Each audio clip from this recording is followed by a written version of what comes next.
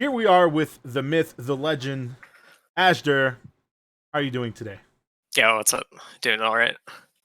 Awesome. Excited So, to show this off. I'm excited to have you back for yet another ROM hack. It's kind of a tradition at this point to have you at our DreamHack events to showcase ROM hacks. I believe last year was it Super Metroid Legacy? No, Ascent, right? It was Ascent. It was Yeah, Ascent with the creator of the ROM hack. I believe was co-commentating with you because he's from Montreal too. So yeah, that was the Benox50 who's in chat right now. oh well, big shout outs. Hello. Here and you are on camera. Everything's good to go. We are ready to go on your mark. Okay. All right. 3, 2, 1, go. All right. Okay, so this is pretty.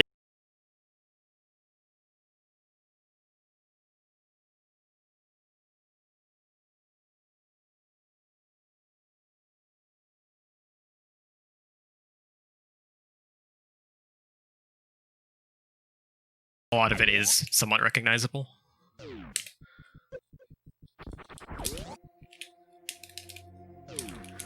We're gonna start sequence breaking pretty much right away. So this is actually one of the most sequence breakable hacks in existence, and one of the reasons that I was working on 101% for this is that any percent is like half an hour long, and you can do a bunch of shenanigans to basically skip the entire game. So the first trick that we're gonna do to skip stuff is first we're gonna get this energy tank. Nice, I got that in one. That's actually pretty hard. That shot is really precise. Usually you have to go back for it. So the first trick I'm about to do is I'm going to do what's called a cargo clip through a work robot, and it's going to let me avoid having to pick up charge beam right away. It's a bit out of the way. I have to get first missile, I have to get charge beam. Basically, if you do an uninterruptible animation through an enemy, like morphing, you can pass right through it like that.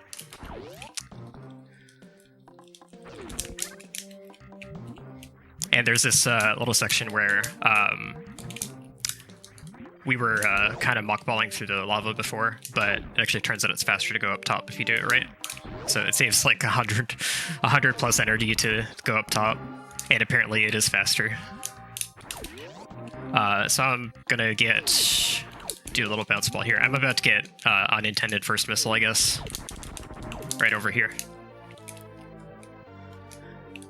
Okay, so the overall premise of this game, like the order and sequence and stuff, it has the level lock system from Fusion, which is not in Zero Mission, but basically the major progression points through the game are 4 level locks, and before I get into it, there's a bit of a shortcut in the wall here. There's a lot of stuff like that through this hack.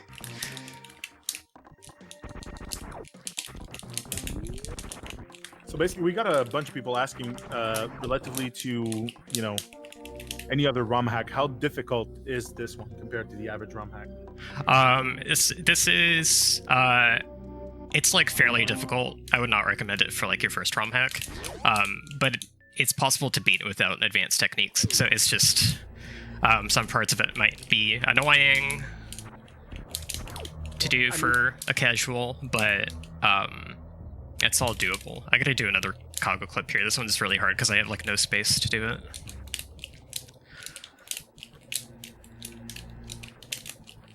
There we go.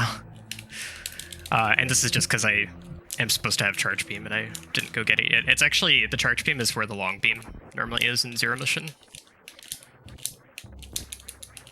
And I'm actually going to do another ceiling clip here. This one's kind of tricky. I have to wedge myself into this block in a particular way.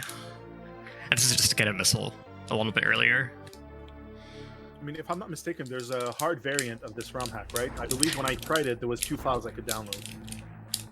Yeah, so I kind of want to work on the hard version at some point, too. The hard edition is basically like, if you've heard of Super Metroid Impossible, which I've also done runs of. It's like super hard, there are spikes everywhere, the game forces you to do a bunch of difficult heat runs, stuff like that. It's basically like Super Metroid Impossible, but for Super Zero Mission. Impossible is basically Super Metroid Kaizo. Kaizo is a lot harder, but Oh yeah, It's there is actually a ROM hack, but I would consider it a Kaizo. But yes, it's true. There is Kaizo Super Metroid. yeah, Impossible is pretty Kaizo-ish. It's kind of the same idea. Oh man, I remember this Bomb Treezo fight the first time I got to it. I was like, what's going on? I am confused. So I entered it with really low health, which kind of sucks because I really need missile drops for it. This has a lot more health than normal. I was gonna say it's a lot tankier than your regular variety Bomb Treezo.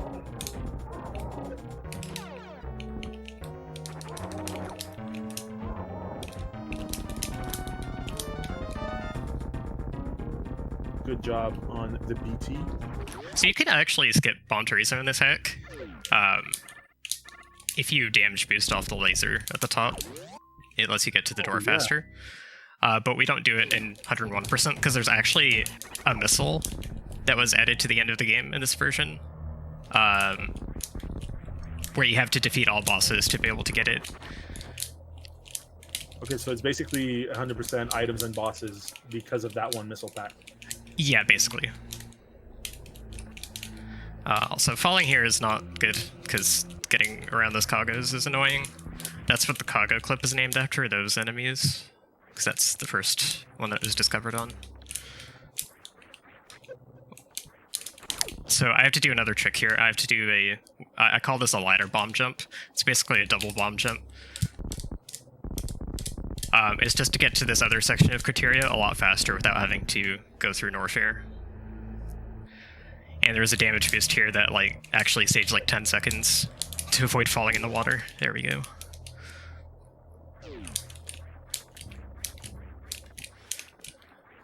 The reason to be over here now is to get grapple beam, which is in the same place power grip would be. So actually, if I get through this room fast enough, I get a nice little bonus, which is that this Gemer, sorry, boosts me up, and I don't have to bomb myself.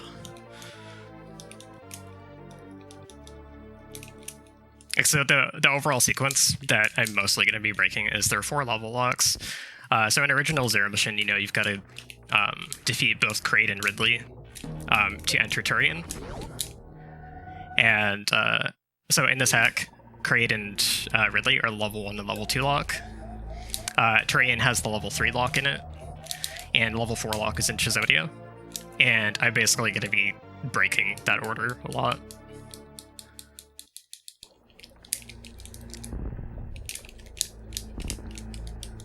So here I'm setting up for a sequence break, actually. Falling there is not ideal. But this is one of the bigger sequence breaks. You're supposed to have Speed Booster to get through this whole section. Oh, wow. Getting back up is actually pretty hard. That sucks that I fell.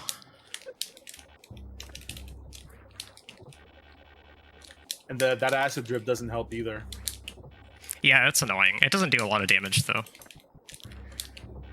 It just breaks your momentum. Is just the fact that it breaks your jump. And there we go. Awesome. Okay, so I had to do something called a ceiling bomb jump.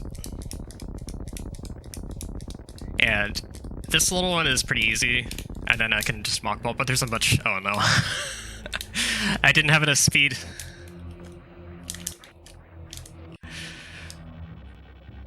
You got this, you got this. I don't fail this very often, so it's actually kind of unpracticed with what to do.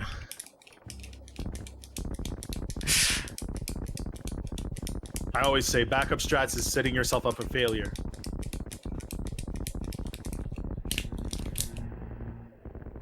Okay, so now there's a much longer one I have to do, because these under here are one-way blocks, and they will push me outward. So, I'm just gonna be quiet for a minute while I do this. And this is really important to the run.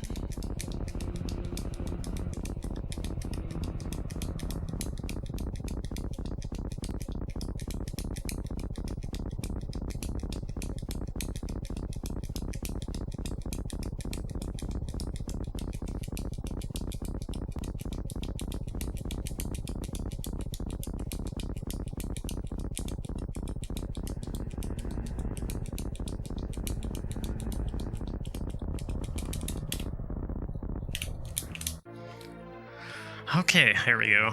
So that's early super missiles. Ooh. Oh my god. Can we just smog ball through gates, just like, you know, in good old regular Super Metroid? I didn't even know that was a tech, like the ceiling bump jump. Yeah, you can do it in vanilla too. Really? I Yeah. thought it would require the reduced cooldown on the bombs to do it. No, it actually, you can still do it in vanilla. But it was definitely kind of, you know, nudge, nudge, wink, wink intended there by the creator to be able to get these supers early. A lot of the sequence breaking in this is intended to some degree. The guy just put sequence breaks all over this hack. Is this Dear Force Conspiracy 2.0? More like Skirt Box Conspiracy. Skirt Box is the name of the person who made this. That ROM hack is phenomenal, by the way. A lot of work went into it, and it's a very high quality ROM hack.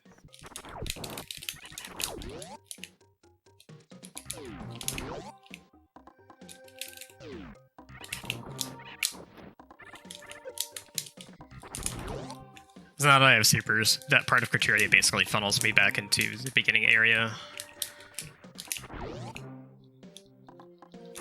By the way, we got a $20 donation by Polar Bear Bunny who says, "Hi, cute bup." Hi, bub.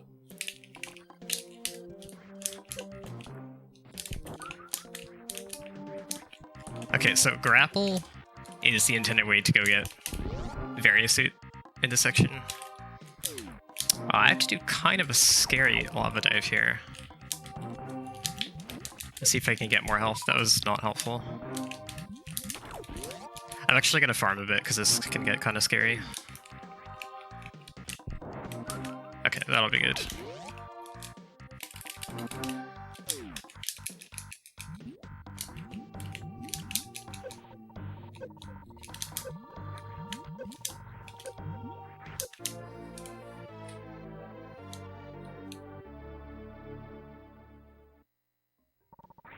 So there's some small sequence breaking that I'm doing and not getting charged. I'm not going to get it for a long time.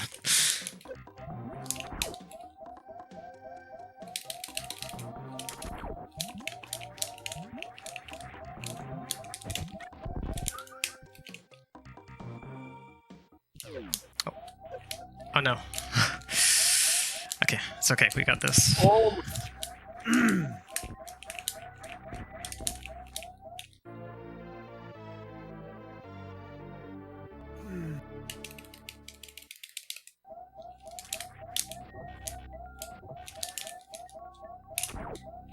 Holy shit, my heart.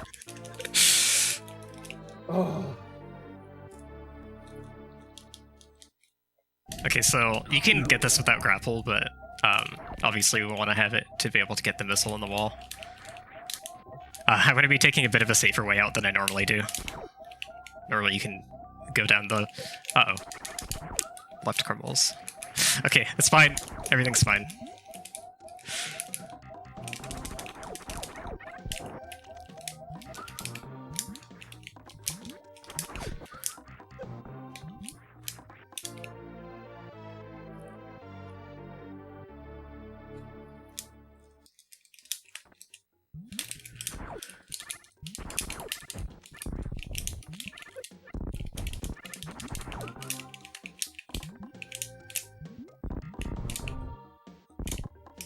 Okay, I'm gonna do a walk ball to get this energy tank. It's pretty tight. I don't have a lot of space to work with. So now that I got this energy tank, we're gonna be fine. Oh, let's go. So I guess, like, show of hands in chat. Who has not seen a Super Metroid speedrun before?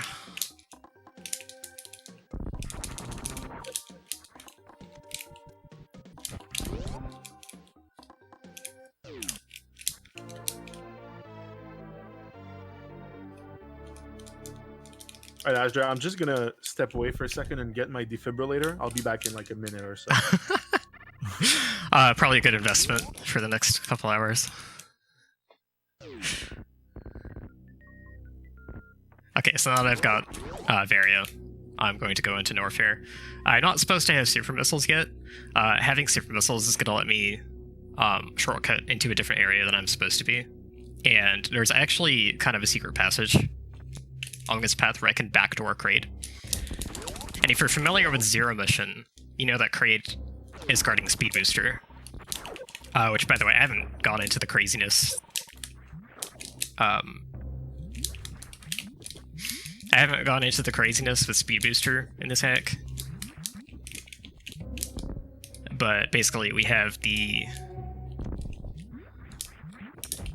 Shine Spark chaining ability from the GBA games, combined with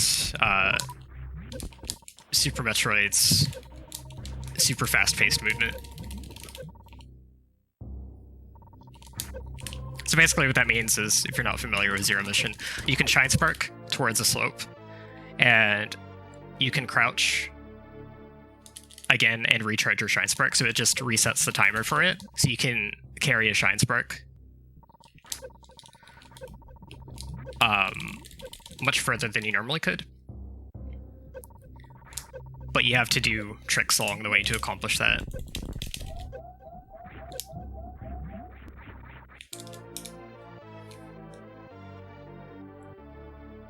So we're going to be getting that pretty soon, and pretty much right away after we get the Speed Booster, we have to get an item with it that requires a difficult trick with it. So you'll be able to see what I'm talking about.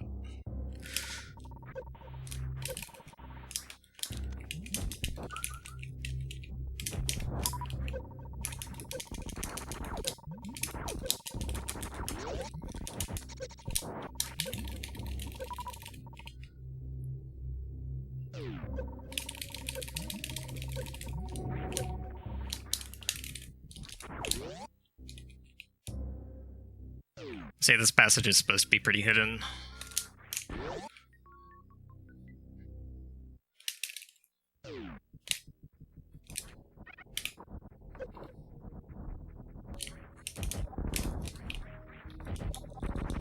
Okay, so this is the room behind Kraid, and there's a bunch of things I have to do in here, actually.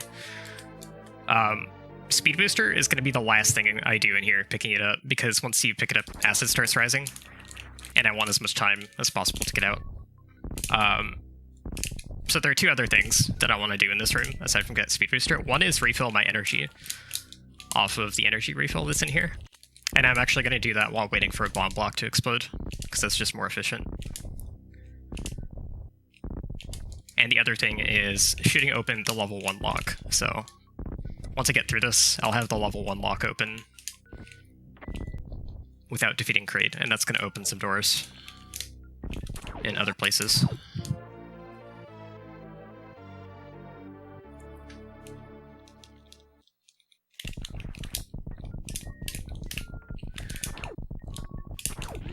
And right in this room, there's a pretty difficult item to get with Speed Booster.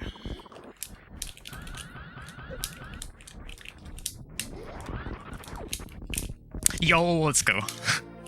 That's a good start. So I have to do a bounce ball with that on a specific trajectory to not lose my speed echoes.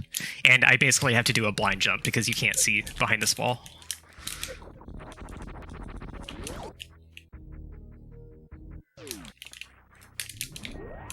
Another cool thing is that Shine Sparking does not consume energy in this like it would in Super Metroid.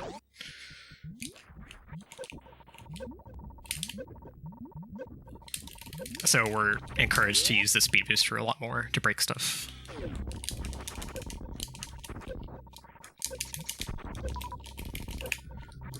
Now I need to survive the way out here.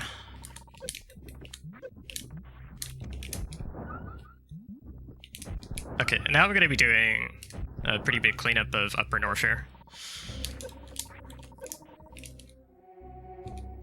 And I'm going to be sequence breaking power bombs in this section. Now this sequence break is actually unintended. There is a sequence breakable power bomb, but it's supposed to be way later in the game. So if you remember Zero Mission, and you remember the, pirate ship stall sequence, Zero Suit Samus, and you're in Chizodia, and you see a pack of power bombs, and when you get to it, you see a pirate walking away with it. The game's kind of teasing you about power bombs the whole game.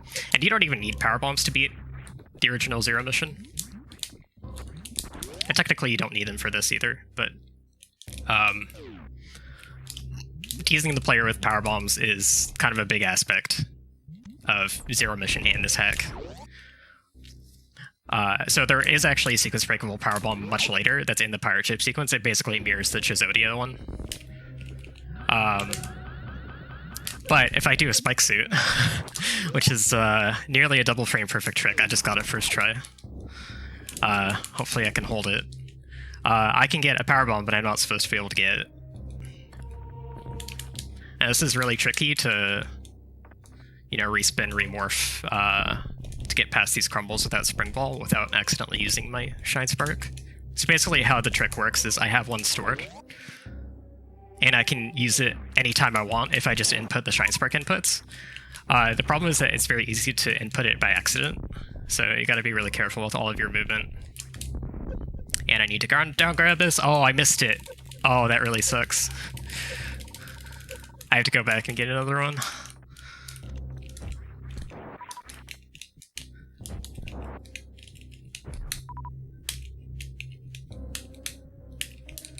Oh, I almost had it first try and everything. Okay, so I'm just gonna go back and get another one. I shouldn't have said anything.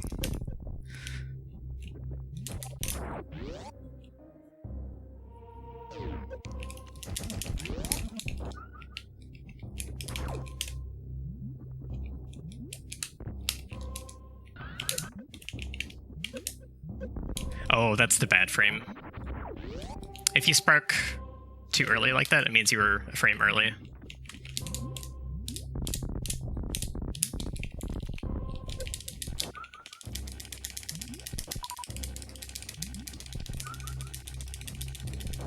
So this is a big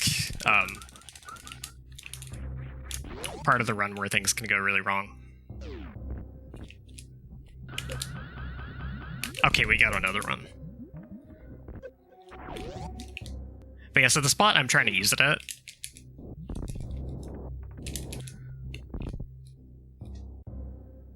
the way you're supposed to get that item is...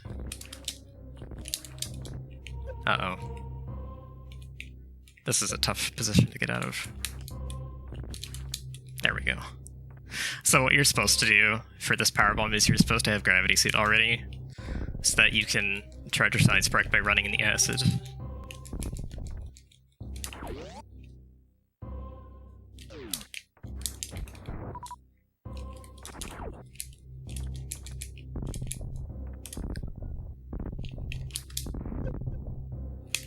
There we go.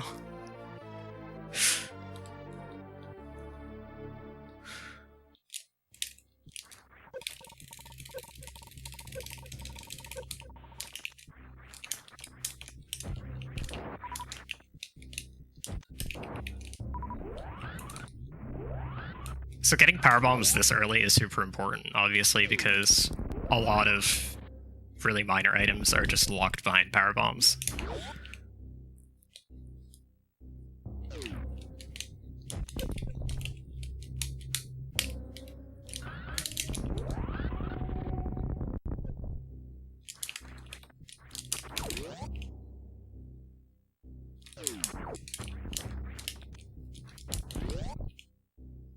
And this area is going to have a lot of the goodies that you normally see in like Upper Norfair and Super Metroid. So I'm going to get Ice Beam, Wave Beam, High Jump. One exception is Spring Ball. Spring Ball is fairly early in this, which makes for some pretty cool strats that you don't normally get to see.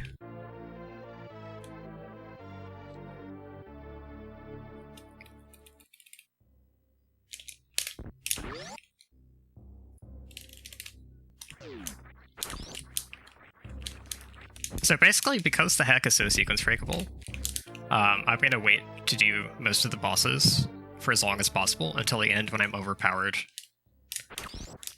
If you're familiar with Zero Mission, we have the unknown items mechanic where you collect a bunch of stuff, you can tell what the item is, but it's grayed out, and you're supposed to unlock all of them by beating, you know, Charlie, the Test Ruins boss. And we do have an equivalent for that in this hack. But we can sequence break to Chizodia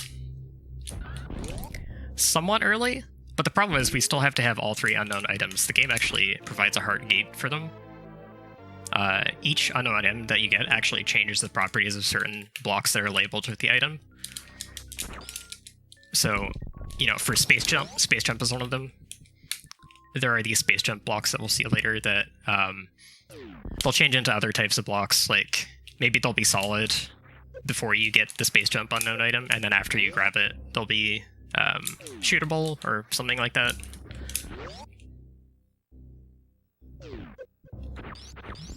So we absolutely need the 3 unknown items before we can get Gravity. And once you get Gravity, you just unlock all of them all at once. So it is kind of similar to how Zero Mission works.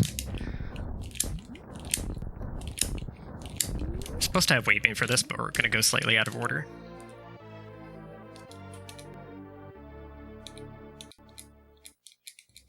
So basically, the whole point of what I'm doing is to try and get the 3 unknown items as efficiently as I can. And then once I have them, I can go to Chizodia and get my Gravity Suit. And then I can start doing all the other stuff. This is pretty tough. There we go. So there's only 2 rows of Shine Spark blocks for this, which means I can't do a normal Shine Spark to get it because a Shine Spark takes up 3 rows. So I have to do a trick to get it.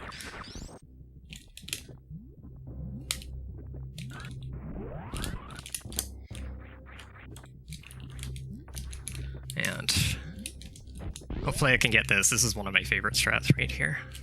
Aw. I can break that block in the floor with speed shenanigans. Alright, so a lot of the rest of Upper Norfair is pretty much just cleanup, so if there's any donations, I think now would be a good time. None yet, but I'm pretty sure that's about to change because chat is strong today. If everyone in chat donated like $5, we'd be way past our next incentive, and I think the one after that. What is the next incentive? Right now, it's Quest for Glory 2 Trial by Fire Pizza Time. So in Quest for Glory 2, in the original game, you have 4 elementals that you need to fight, and there's a running gag about the 5th elemental being the pizza elemental. Whereas in the fan-made remake of the game, they actually included a secret fight with the aforementioned pizza elemental, so it's actually a thing. And if we reach $4,500, then that's what we're going to be fighting. So it's basically an extra secret boss. I mean, it's pizza, so what's not to like?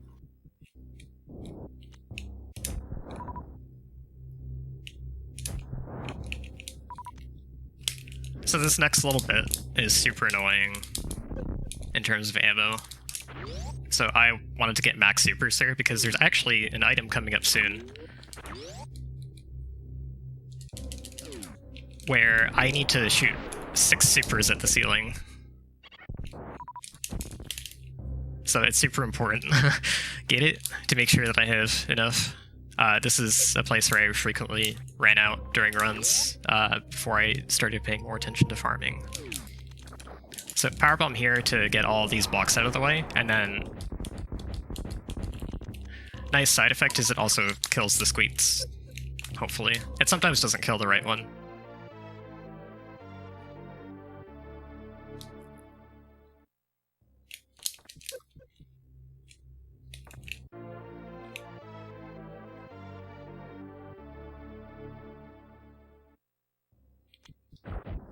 Oh yeah, it didn't kill the right one. I didn't want to shoot my ice beam in case it froze it.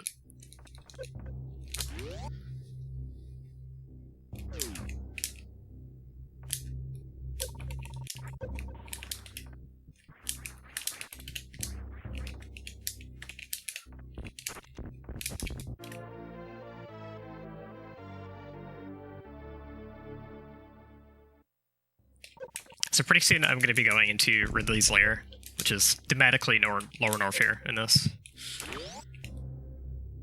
I'm going to take a back route to the elevator. This is more of a hidden path because there's a reserve tank along this path that I need to go to. How similar to the original game is like the actual map? That's I'm not a guessing good... there's some slight differences, but There's a lot of like artistic liberties. There's a lot of things that are recognizable, but some things are in slightly different places. Okay, so I need to count 1, 2, 3, 4, 5 shots and then speedball. Because there's actually a mix of shot blocks and bomb blocks in there. oh wow. And if you don't get it exactly right, you pretty much stub your toe on one of the shot blocks. And you have to set it up again. And yeah, secrets in save rooms. There's a bunch of that in this. Can you imagine stubbing your toe in the Shine Spark? I don't need to. I've done it plenty of times. That's F in chat right there. So I'm going to do a little shortcut as soon as I get in here. The theme of Ridley's lair in this run is there's a lot of short charges just everywhere. This isn't really one of them, but in the next couple rooms I have to do a really tough one.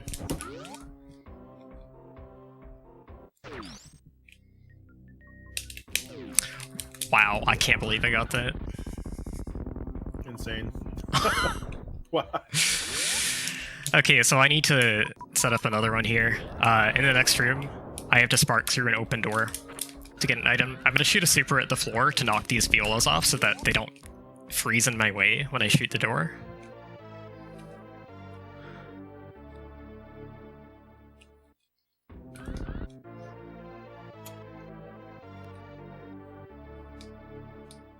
But yeah, so with the mechanics of chaining sparks off of slopes, this area just has a significant amount of it. Let's see if I can get the damage boost off here. If I bounce off the crumble right, get this missile, and then shoot the door open and unmorph, I can try and get a damage boost into the... Yo, let's go.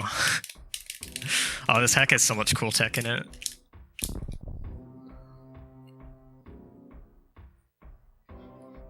So I'm just going to roll back through here. It is a bit faster to spark, but it's not nearly as worth it as it is on the way in because of the disc egos being in the way. And now we have another secret in the save room. So this is going to take me down to a power bomb that teases you later if you go through Ridley's lair the normal way. And so I have to backtrack a little bit for another missile.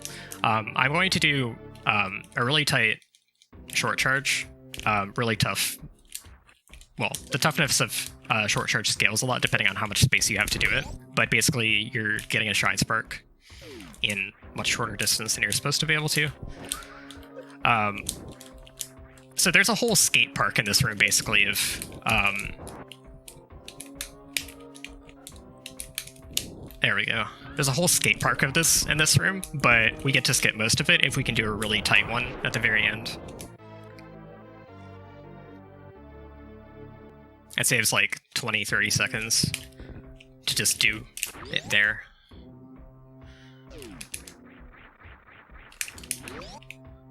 More save room secrets.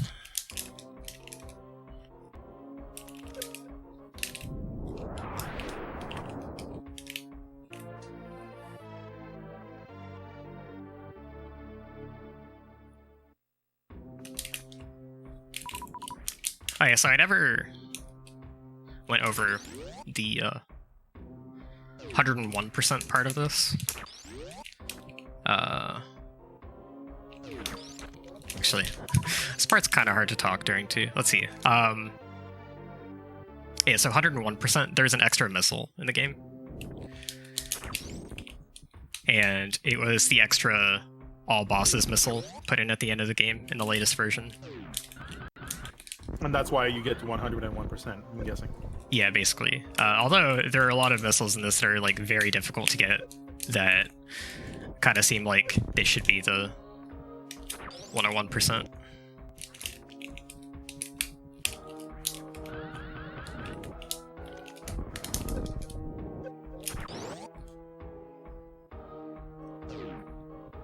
There's a lot of very intricate, like, blink and you'll miss a tech in this ROM hack. It's incredible. Yeah, pretty much. This E-Tank is hard to figure out how to get, but you're supposed to Shine Spark so that the gate doesn't close on you fast enough. Would a Mog Ball do it? No. There's actually a gap there that you fall through to get to the next area. So you just kind of see the E-tank, you run forward, and you fall through. It's like surprise. It's kind of like in Super Metroid, the Edakun energy tank pit.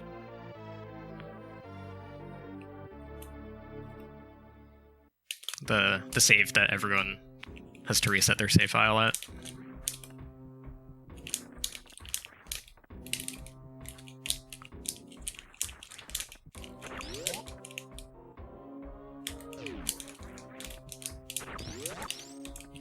And here, I'm going to skip a whole sequence of really tight short charges by just shooting a super through the floor. This is one of the ways to gate glitch. There we go. Basically, supers move so fast that if you shoot them from the correct distance, you can actually accelerate them completely through a solid tile. If you've seen Super Metroid randomizer races, people do this on the Wave Gate in Brinstar. So did it go through the floor because the floor was out of the viewport? No, it went through the floor because... One second.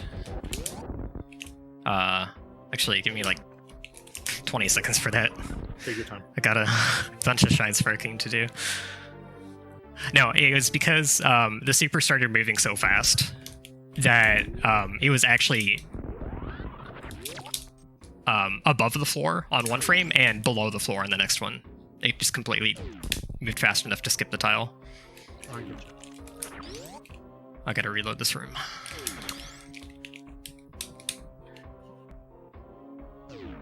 I have to do a bunch in here, and messing it up in this room is very bad because there's like no good way to recover. Alright, there we go.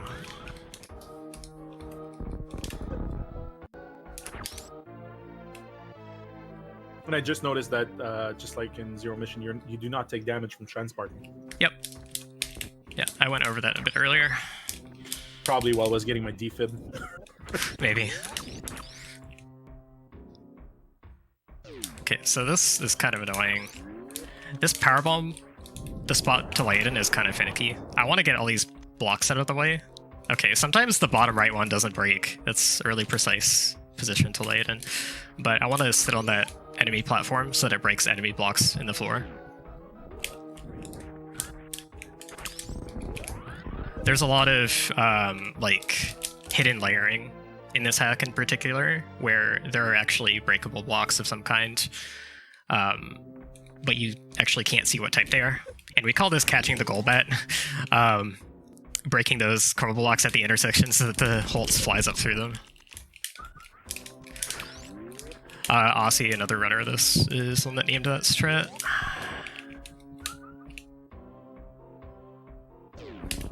And we were both kind of inspired by Zost actually picking up this run. So Zost actually routed 101% for humans for RTA. Went through like 3 iterations of routing it, and it's given the two of us like a really good resource to work with. His route's very good. Aussie's made like a few tiny changes to it, but overall it's really solid for a human player. And Zost got his route from, or he adapted it from HoenDZ's 101% TAS. HoenDZ is kind of like one of the premier ROM hack tassers for Super Metroid. Not Hodorubi. Similar name, I guess. He's also Japanese, but not to be confused with. This giant spark's super annoying.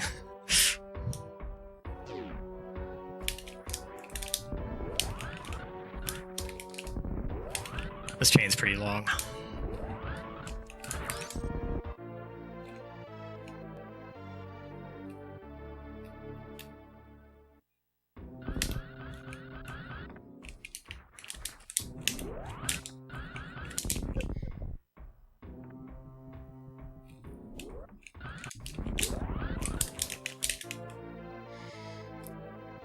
Okay, I can't believe I got all of that in a row.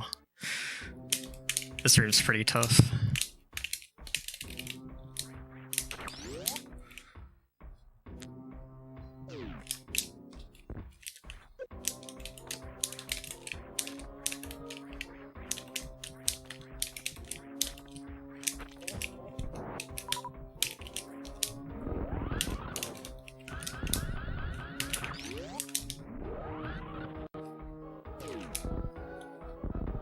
Okay, and we're coming up on one of the unknown items, which might not be one of the ones you're expecting to see. So that's Screw Tech. That's actually not an unknown item in Zero Mission. The three that are in unknown items in Zero Mission include Gravity.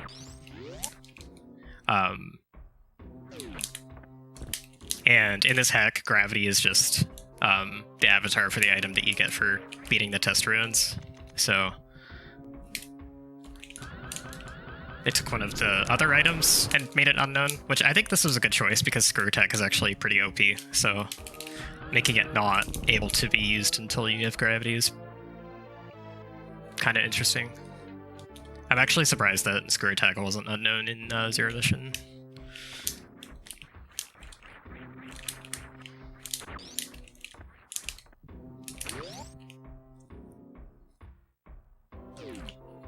But now that I have the unknown item from here, I'm actually just going to leave. Pretty much done here. Not gonna fight Ridley. That's gonna come a lot later, actually. I've done pretty much everything else in Ridley's lair, though, except for fighting.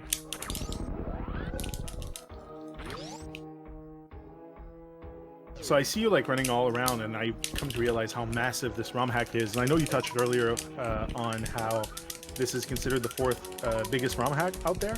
I think so. Maybe fifth. I remember is when Redesign still the biggest?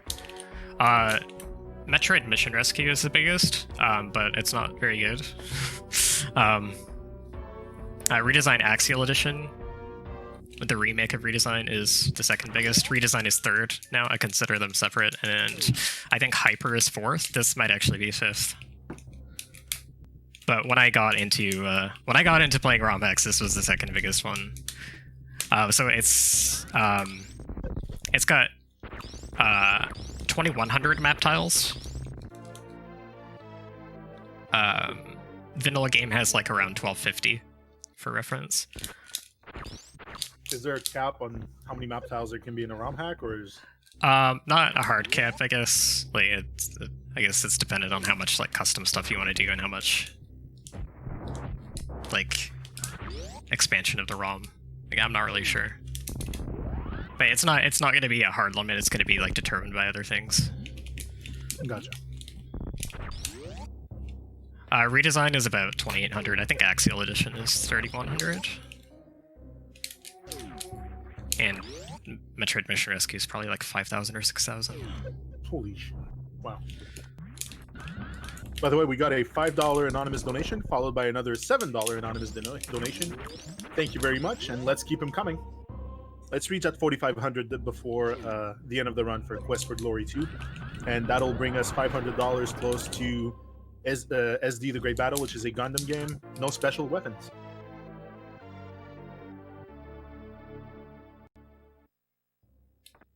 Alright, so back in Upper Norfair, I'm gonna try and super this door to spark through it. This one's pretty tough. Yeah, it's hard to get that door on screen fast enough to hit it. It's kind of like an ocean fly type of thing. There's this little connecting passage between Upper Norfair and Kraid's lair. And right as we get into Kraid's lair, I'm gonna do a speed booster trick called Temporary Blue Suit. This is tough. Here we go. I couldn't explain it in more detail other than this is hard at the moment. Sometimes that's all we need to know. So you have to do a speedball, which is already pretty hard, and then you have to unmorph and hold an angle button just to stop and still keep the blue suit effect, which is not actually blue in this hack, it's red, but bear with me. And then you have to do a jump without letting go of the angle button that you're holding.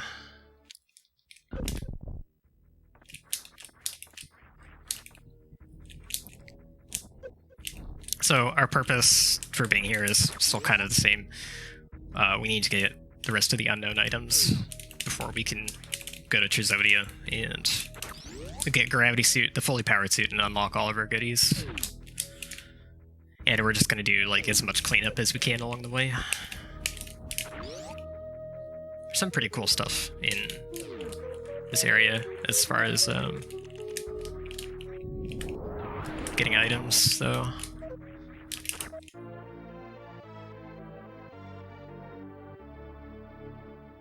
This Anakin's room, the Anakin's are pretty useless. They just show you this hole in the wall that you can't actually get the item from there.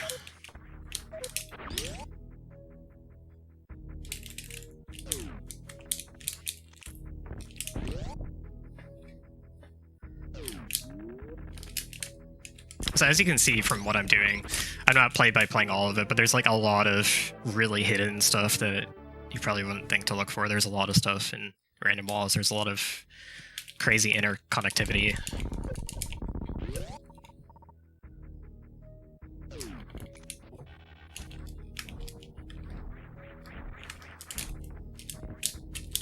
That's the strat I came up with like a few days ago.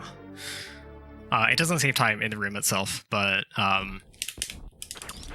it lets you not set up a jump through the door, which saves time in the room before it.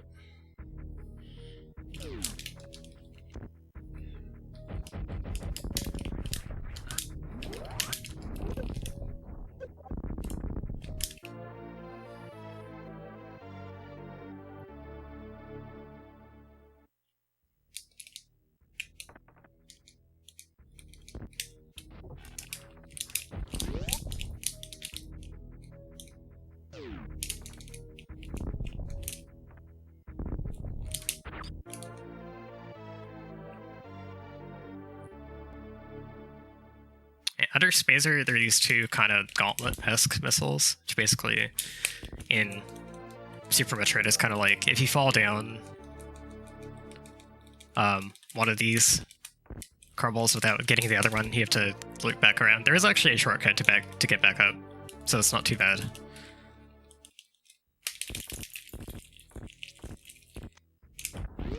You guys are gonna really like Turian.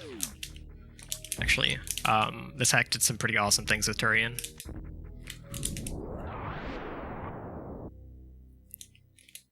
And here's the unknown item in this area, which is Space Jump. I think Space Jump is also the one that's here in Zero Mission.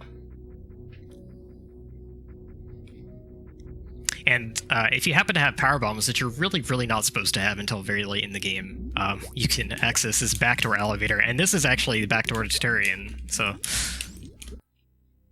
And this is the third unknown item, which is Plasma.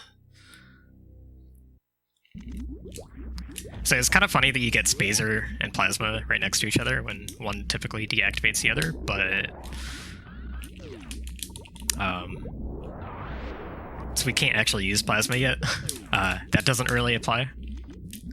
And I'm just kidding, I'm not actually going to do anything in here. We're going to wait to do Turian until we're fully powered. Now, I wasn't doing that just to tease people. Actually opening that power bomb door from the other side gets rid of another one. Yeah, that area in Turian, so that when we go there, we don't actually have to kill some pirates that we would normally have to kill to open a different door. It gets rid of the door for us.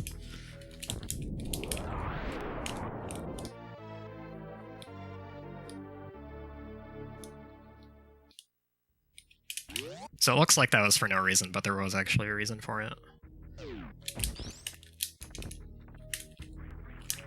This room I'm in has some complicated stuff going on that I will start doing right after I get this missile. So there's a shrine spark that I have to get the upside down Chozo missile that you might have seen me pass. So I have to go set that up, and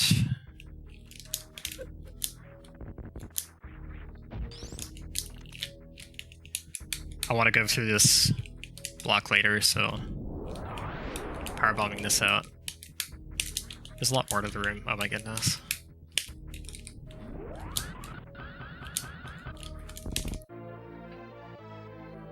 Doing your taps for a short charge through powerbomb lag is really hard because the timing for the taps varies so much.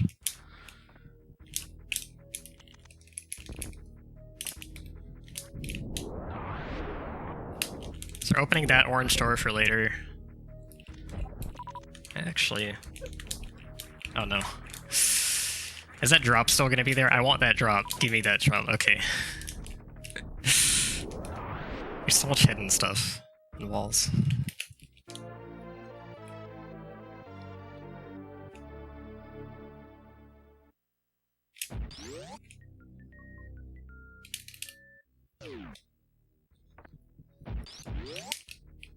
And there's a big mini creator room.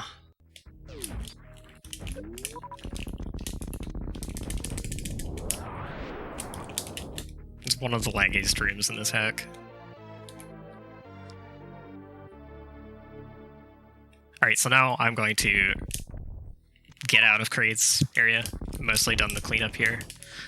And I'll be coming back much later to actually kill Kraid. Once I have fully powered suit, plasma beam, and all that.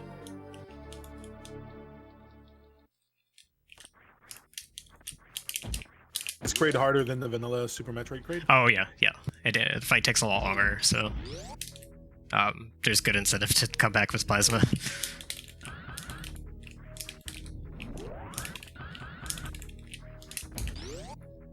And due to the shortcuts that are placed in this, we can just try and spark out this way. Thank you, Dan Spence94 with the raid. Yo. We got a $10 anonymous donation that says, save the animals. Look here, that bid war for Saber Kill the Animals is not for this run, because 101% actually intends for you to save the animals regardless, if I'm not mistaken. It's actually included in the route. Yeah, I actually have to save them for an item. So that is for the Super Metroid run, which is going to happen tomorrow with Zost. It's going to be a 100% item category run. So keep that bid war going. As a matter of fact, Save the Animals is ahead with $961.95, and opposing Kill the Animals at $784.21. Yeah, shoutouts to Zost again, because he's the one that kind of got the ball rolling for this category. He played this for the first time a couple months ago, and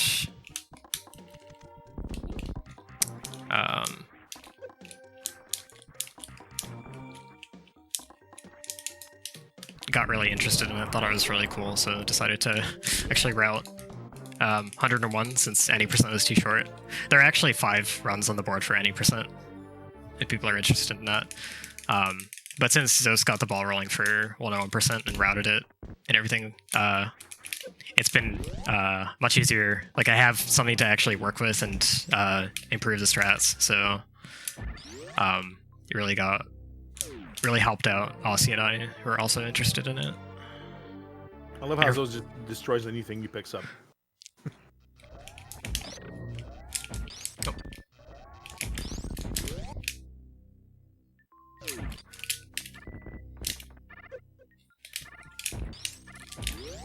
Yeah, so finally getting a charge beam.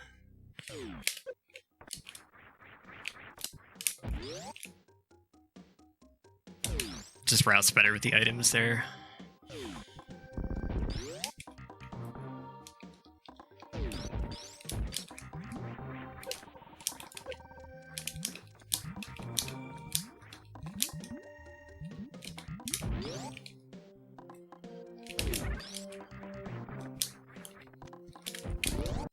This room, it kind of looks like Spring Ball is supposed to help with these, but these are some of the one-way blocks I mentioned earlier. Like, these are the kinds of blocks that you have to bomb jump over for the early super missiles earlier. So I can't actually Spring Ball directly off of them.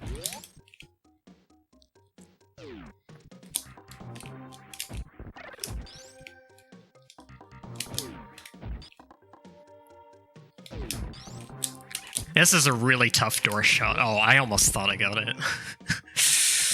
Oh well.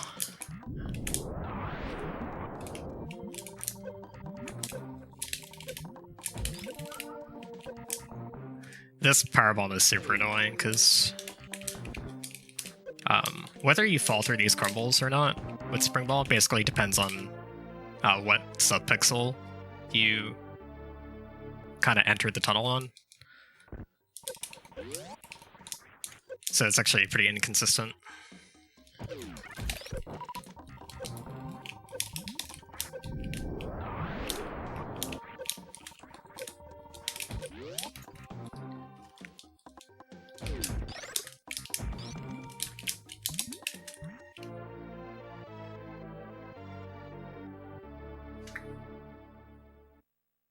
I just wanted to say your controller is so crispy. I know. I really like it. It's very satisfying. It's almost like controller ASMR at this point.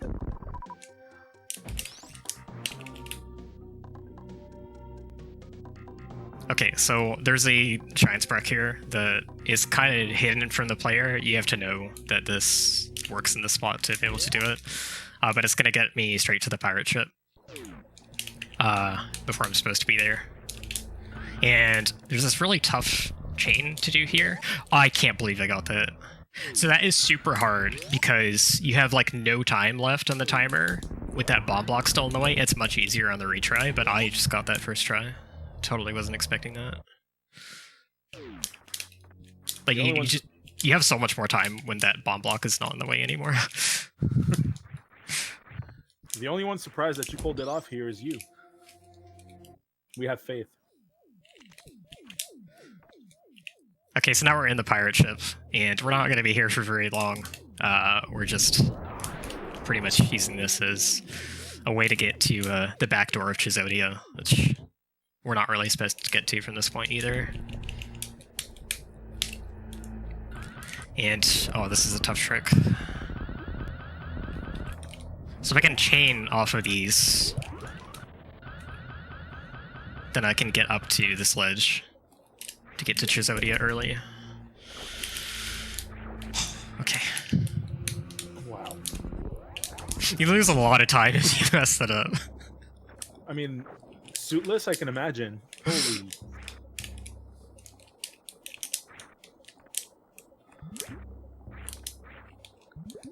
Okay, so Chizodia is actually a place you're supposed to get to suitless. It's kind of Meridia-ish. In this, they adapted that to be like the Meridia area.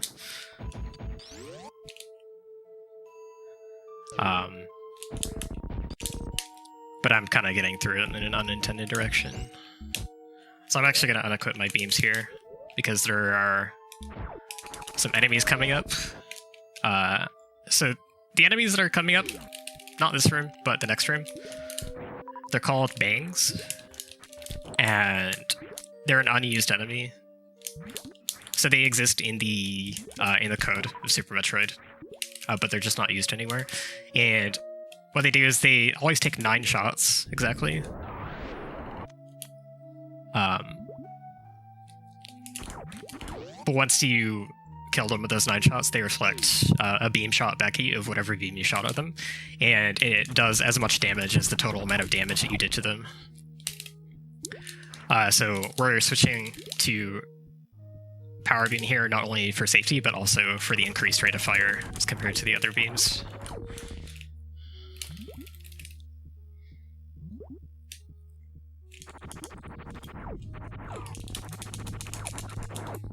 Also, weird thing, if you're shooting a beam at the same time as one of them passes through you, it doesn't hurt you. And that unequip is actually like a good kind of transition to equip only wave here so that we can do X Factors. These Chozo heads don't die to super missiles. Okay. And we're at the test ruins now.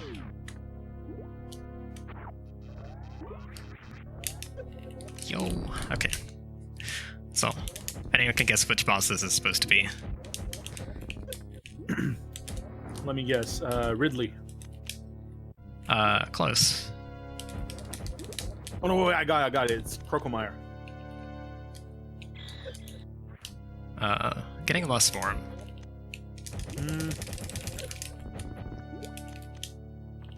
It's Ganondorf. There you go. Awesome.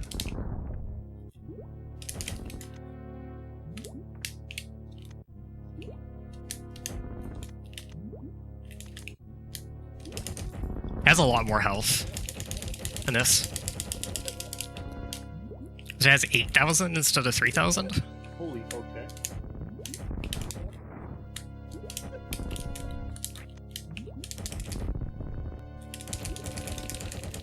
Okay. Woo! Butt clench on this was real. I've had a lot worse, actually. don't doubt it. I have died to the runs before. It's not super likely, but it's definitely a possibility. So these are the 3 sets of unknown item blocks that block you from gravity. But now we're super powerful, and we get a really cool changed gravity palette, which I'm a big fan of. I actually exported this palette from the ROM to use in randomizers sometimes. It is really good looking, to be honest. Also, plasma is red. So... Which makes sense when you think about it. Yeah, it's red in Metroid Prime. I can't believe I didn't get that. What happened? Hello? It's supposed to... The speedball is supposed to break things. Oh well. Okay, so I'm gonna try and do a pretty hard chain spark here, which... No. Okay. It's kind of optional.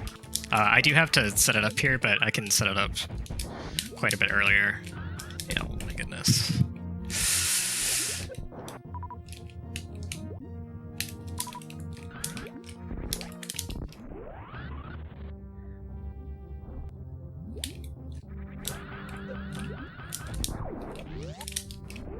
This is super bad if you miss the second part of it. There's like nowhere good to recharge it.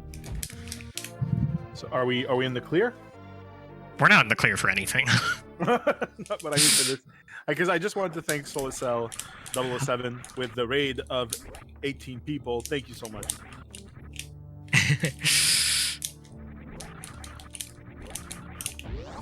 Okay, so now we're going to get our second of the 4 level locks, which is actually going to be the last one.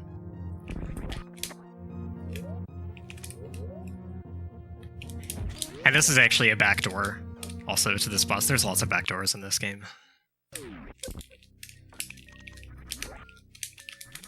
Look at that. So this is Gold Chorizo with a little bit of a twist, which you'll start to see as the fight progresses.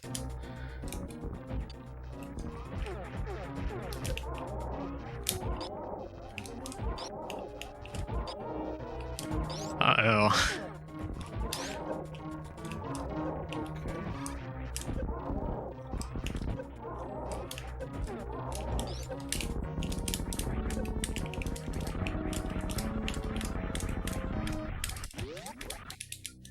Okay, so this room has the level 4 lock in it, and there's a bit of a puzzle to do in it. There's another kind of beta enemy called a Reflect, which, given the name, it just reflects stuff that you shoot at it. So there's a specific, like, missile trajectory you have to shoot it to hit the gate. And now we have level 4 gate unlocked.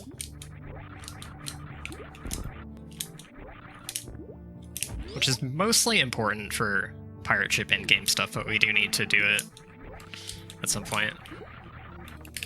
Guys, can we get some donations in there for my heart? Because I don't think it's going to hold on much longer. And I'm not sure if it's this run or the strawberry Nesquik from earlier. Either way, checks out.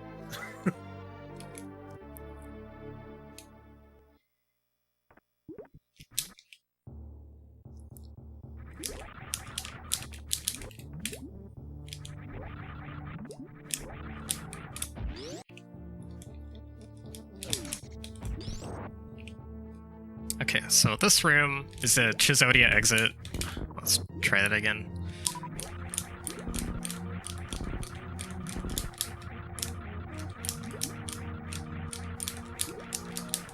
Space jumping through there was supposed to be more swag if I did it first try, but it's pretty tough to do.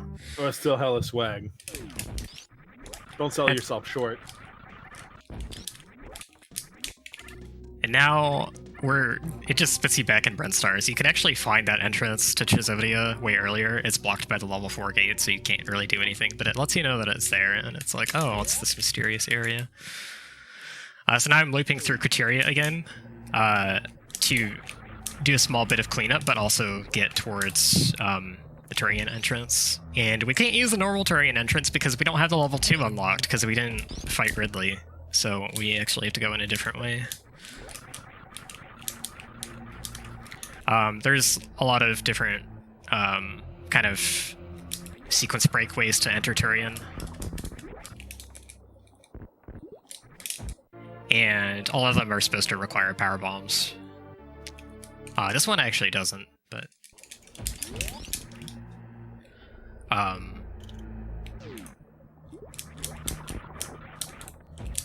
But basically, there's a Shrines perk that if we pull it off, you can get into Turian early, which it's not really early at this point since I have gravity and all this other stuff. I've got power bombs already, but it is one of the ways to get power bombs before you're intended to.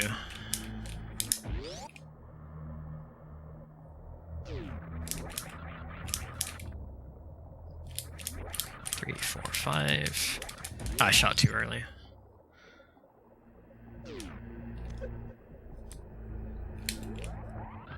And now I'm at the landing site again. One interesting thing that I'm not really showcasing because I'm passing by it, but the ship is gone. The space pirates stole it. So in the normal sequence of Zero Mission, what happens is you complete Turian and the space pirates shoot down your ship as you're trying to escape. And then you have to do the whole stealth sequence. But it's kind of reworked here. So there's actually not a zero suit sequence. But there is a stealth sequence that you're supposed to do after Ridley.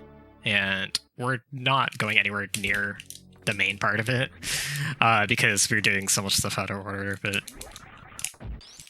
basically the narrative here is that the space pirates stole your ship. And at the end of the game, you go to the docking bay to steal it back and blast off in your own ship instead. But this is Morph Ball Room, and we're going to get into Turian this way. Okay, this is pretty tough. I have to do another, one of the temporary blue suit tricks.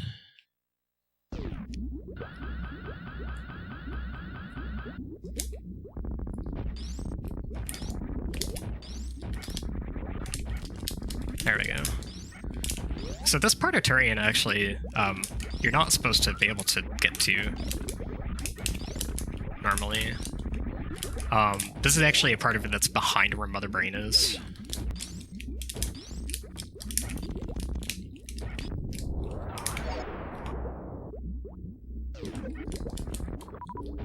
And this is where the first power bombs are supposed to be. But also here is X-Ray, so picking up X-Ray here is really interesting, because X-Ray is supposed to be much, much later in the game and you're not supposed to get it from here. So what's supposed to happen is you're supposed to defeat Mother Brain, that explodes Turian, and then you can actually come back to Turian, and that's when you're supposed to get your first power bomb pack. And X-Ray kind of teases you, because once Turian is destroyed and you come back to get that power bomb, X-Ray isn't there anymore, and the way that you're supposed to get it is by doing this really big puzzle in the pirate ship. You have to find 4 gates throughout it and unlock them, do puzzles to unlock them. But we don't have to do any of that because we can just get X-Ray right here.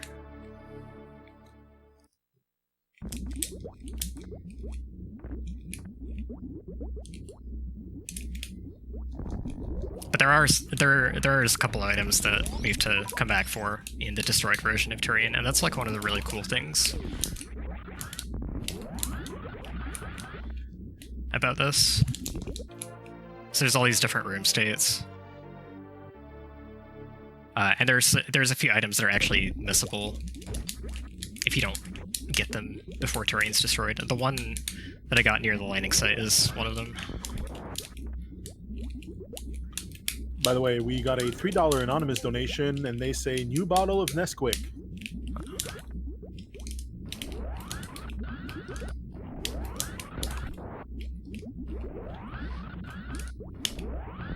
Okay. That was tricky.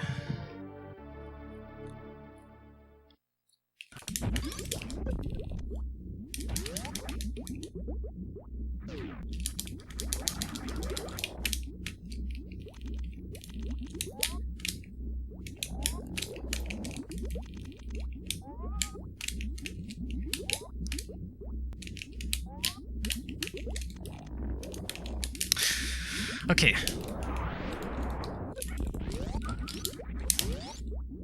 I used X-ray there to do what we call a force stand. And it just made it easier for me to get that ceiling clip.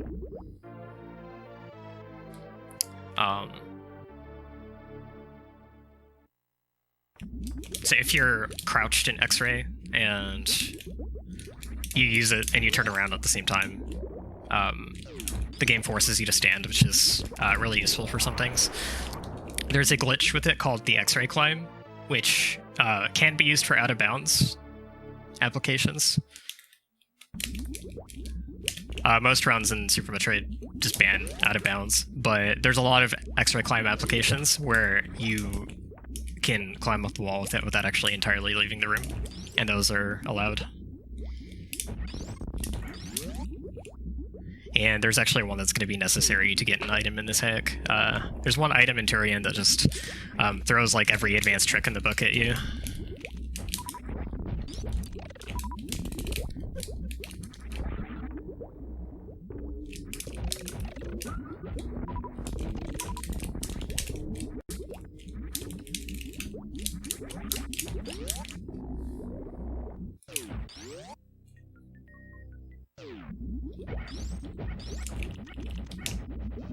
We're coming up on Mother Brain's room, and we have not 2, but 3 ninja pirates.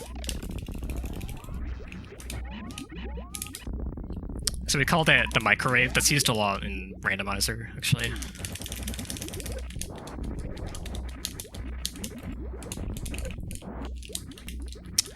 X-ray lets an enemy's iframes run out. No Zibitite skip? Nope, can't do it. We just don't have a Renka that spawns in the right spot. Gotcha.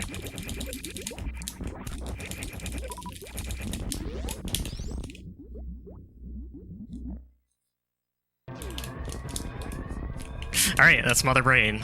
Now we just gotta do the escape and we're done.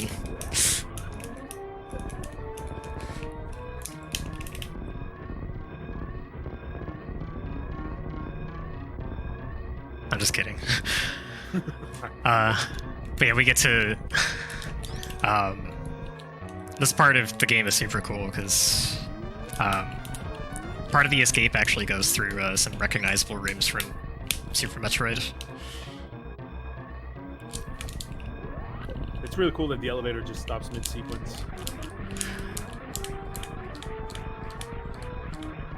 Yeah, that's like a throwback to Metroid Fusion power going out.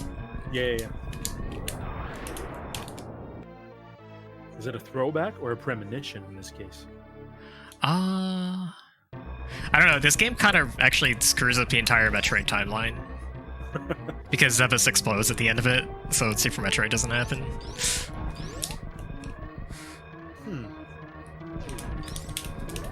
That's the corridor. Oh yeah, okay, I see what you mean.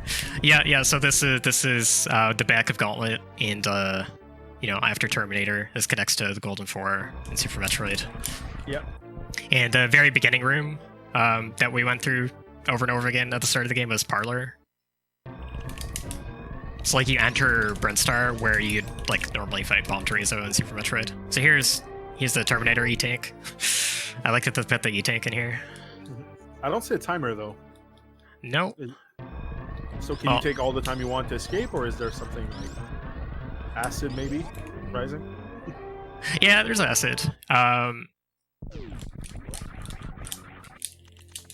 It takes a lot of like normally there's only 2 escape timers in the game. There's the series and the Zebus timer, and they're like coded very specifically for those purposes.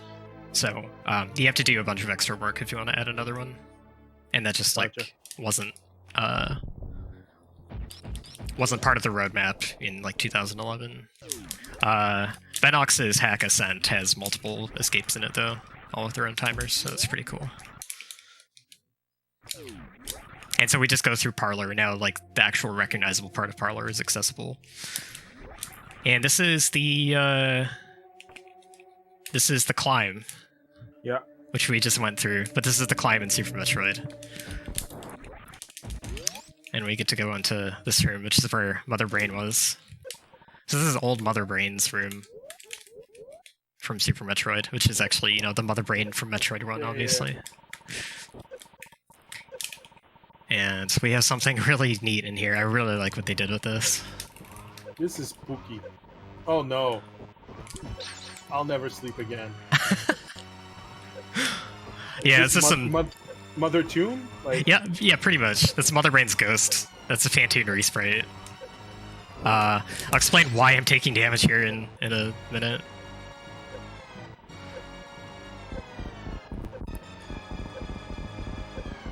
Okay, so coming up is the missile that requires an X-ray climb and a bunch of other stuff. And one of the things that it actually requires is a crystal flash clip. So I have to start setting it for lowering my health. Because Crystal Flash is that secret move in Super Metroid that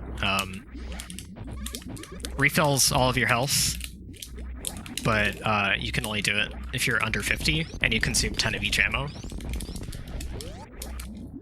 And the other side effect of it is it does a force stand. Oops. It does a force stand, which I've said that we can do with X-ray, but we have to crouch to do that.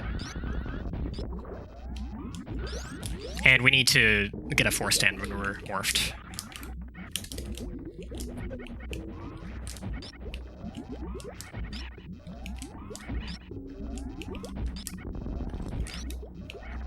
Tricky thing with these pirates is I want to get the kill without getting their health drops because I don't actually want to have full health here. And that's from the back of Mother Brain. Gates going down. Oh, I didn't get rid of my reserves. Whoops. I meant to do that. I completely forgot to do that. Okay. So yeah, we're going through the Super Metroid Escape backwards, and this is the new Mother Brain room, and this is the missile that we're supposed to get.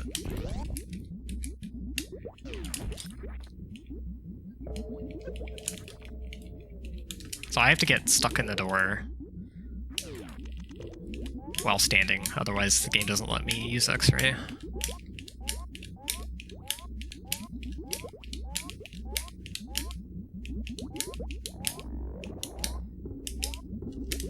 Okay, now I've opened up the ceiling. It's gonna take enough damage to get under 50.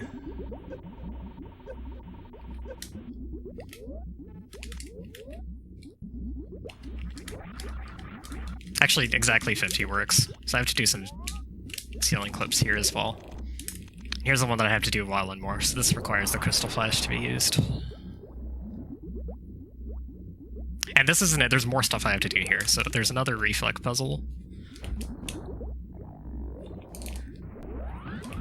So I have to use Shine Sparks to keep the missile on screen,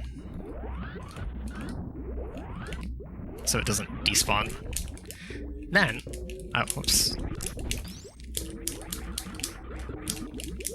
I gotta do another ceiling bomb jump.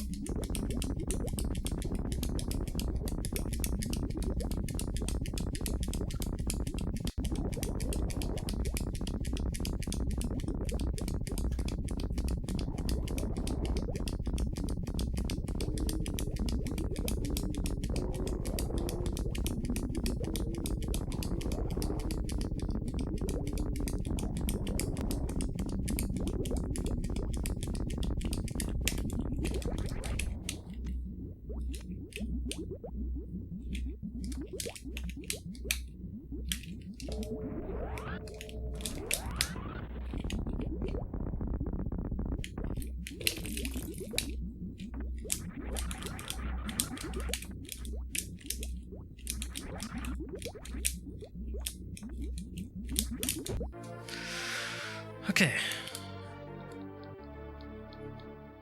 So this is the new Mother Brain room. And this room also has the level 3 lock in it, which we just opened, so.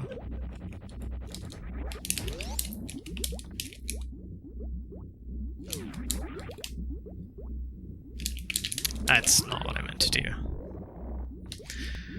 I'm gonna do Blue Bomber here, because I can.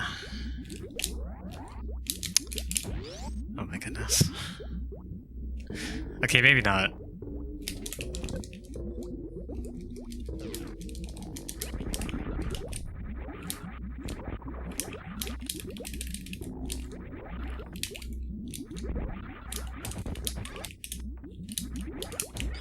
That speedball trick that I did in the new Mother Brain room, I actually have to go do it in the old Mother Brain room too, because there's another item that I've left in there.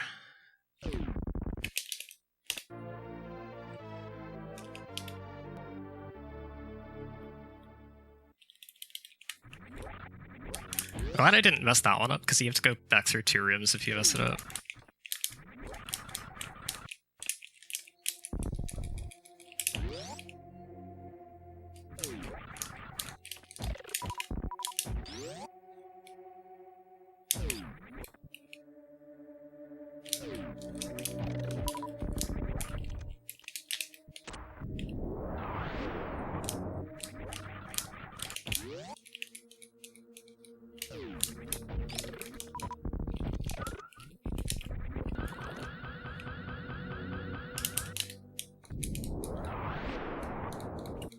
To this missile, I believe you can only get this in Destroyed Turian, so you have to come back for it.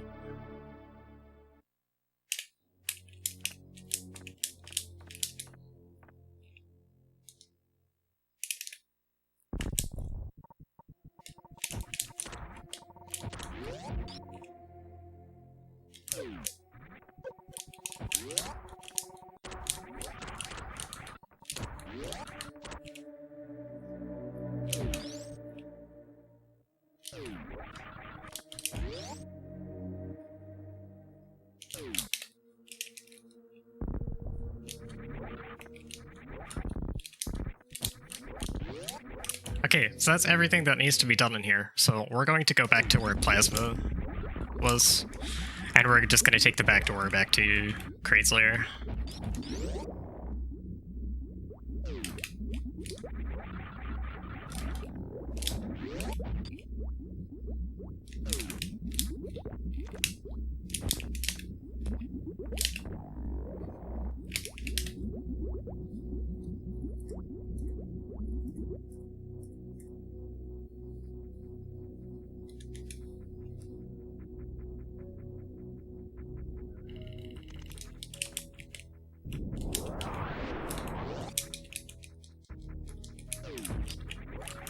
And there is still some minor cleanup of items to do here. But the main reason to come back is Kraid.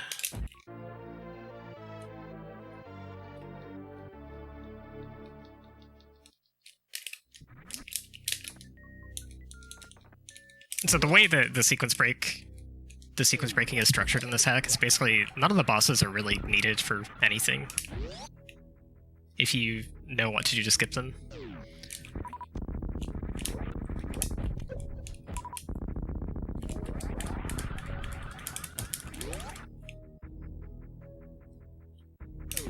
But since we have the all bosses missile, we do have to kill all of them.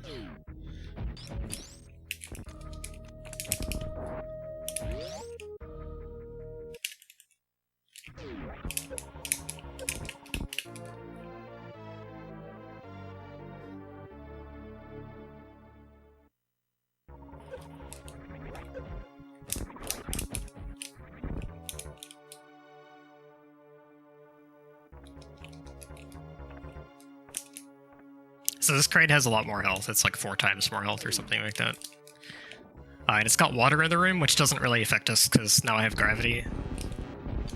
But the big thing is that there is no platforms in the room. You're supposed to actually stun his jet skis.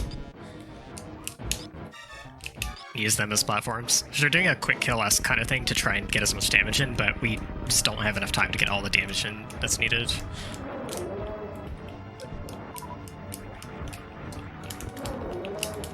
Nice.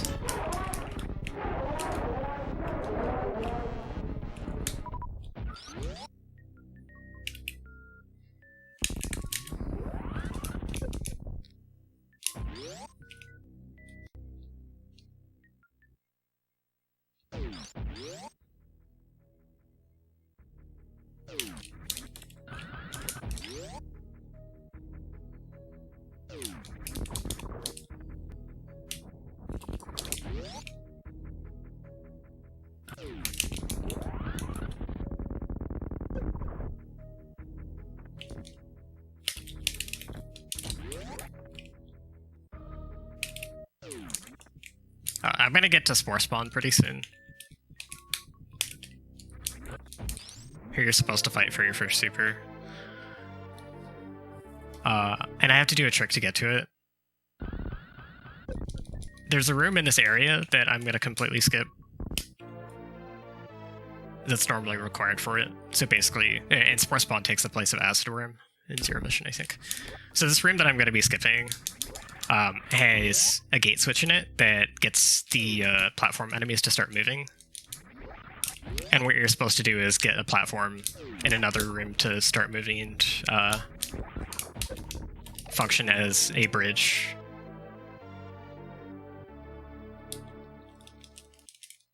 So since this platform isn't moving, it's not being particularly helpful to me.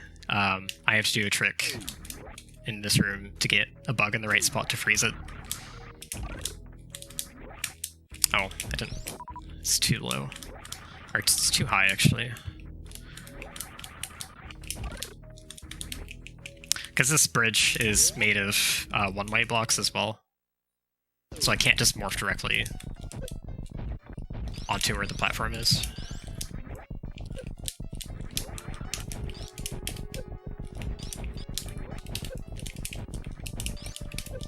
So yeah, here's your acid worm.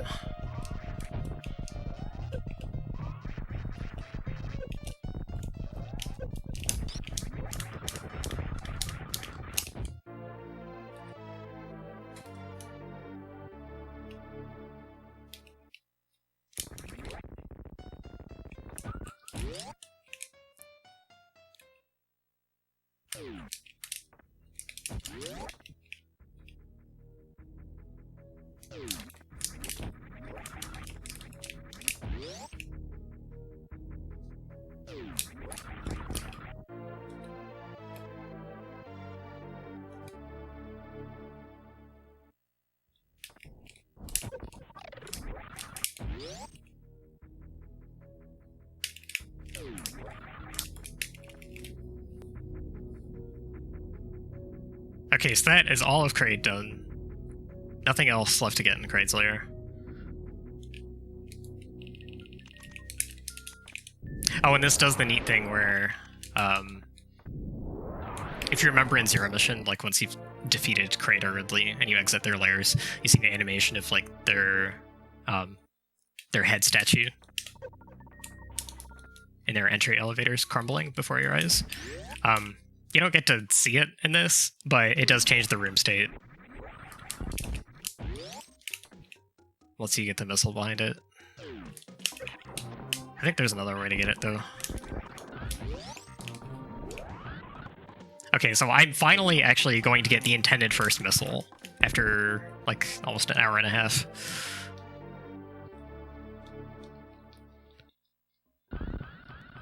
And this room is pretty nuts. There's a lot of speed block shortcuts in it, so basically if I time this shot right... Yo! There's so much crap in the way, this is actually pretty hard. Okay, well that's unfortunate. I got caught on shot blocks at the very end. I honestly thought I had gotten it through the whole room. But I at least gave the idea of what I was going for. So that's alright.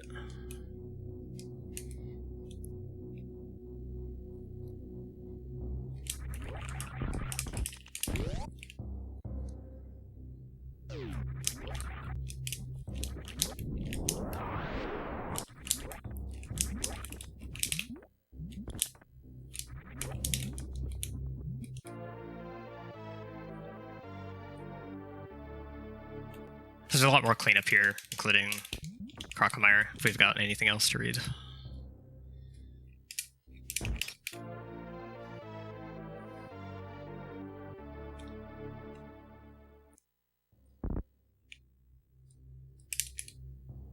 Actually, if anyone like has any questions about the hack that I haven't, or something I haven't touched on that seems confusing, that'd be a good thing to donate for, because I am having a lot of trouble keeping up with the chat and playing at the same time.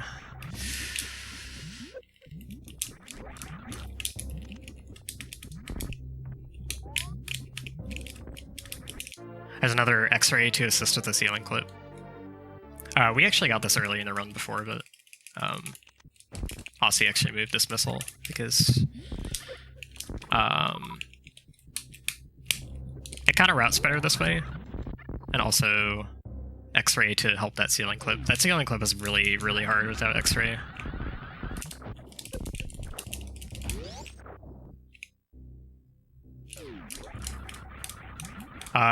No comment.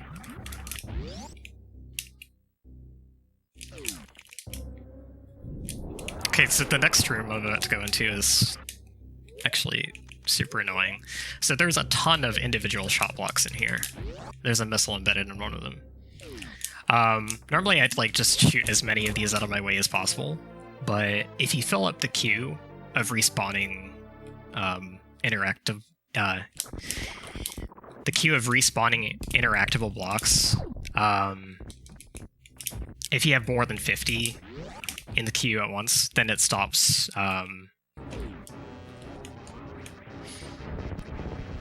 letting you destroy other blocks. So you can get into a position where you shot out too many blocks in the room already, so you have to wait for them to respawn before you can shoot out any more, and that can block you from getting through the last tunnel. So it's something I have to be careful of there.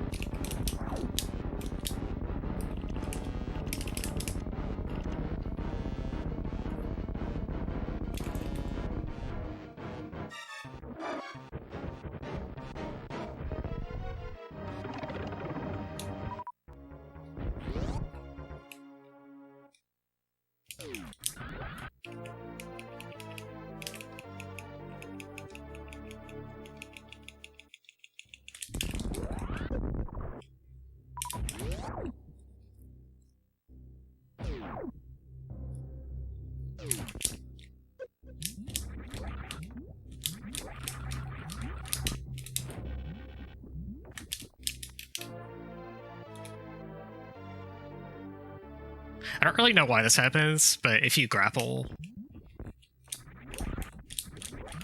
I think somebody else might be able to explain this, but if you grapple things under like certain conditions, the game doesn't like it and it lags out for a few seconds. It doesn't always happen there.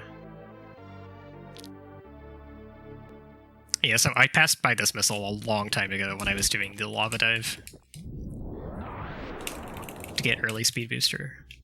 And I have to come back to this room just to powerbomb this open. So it's just faster to get the missile now than it was 10 minutes into the run.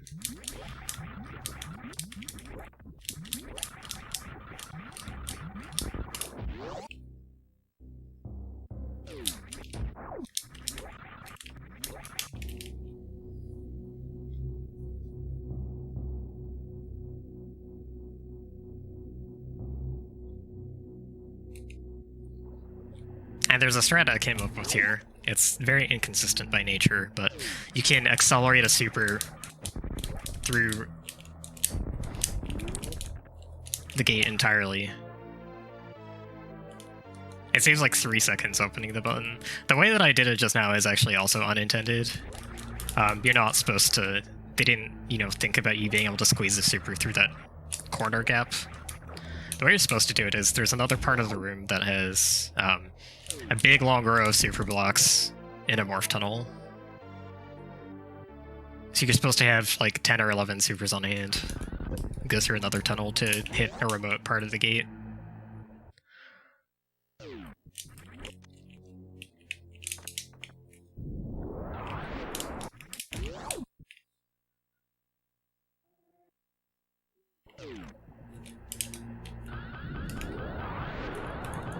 I sparked that too early.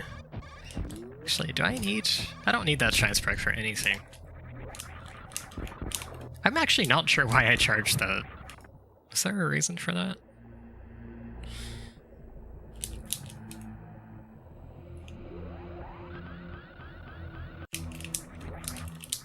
Okay, so this part of Criteria just gets me back up to the pirate ship entrance, which is where I sparked to earlier, taking a different path. But now we can actually clear everything in here because we got all the items. Got another really difficult short charge here.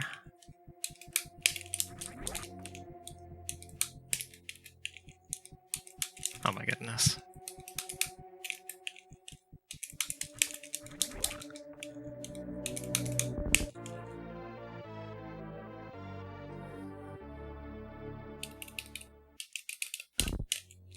I don't think I mentioned this at all through the run, but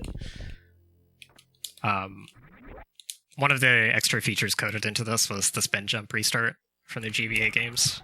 So that's what let me activate space jump, even though I was walking off the edge.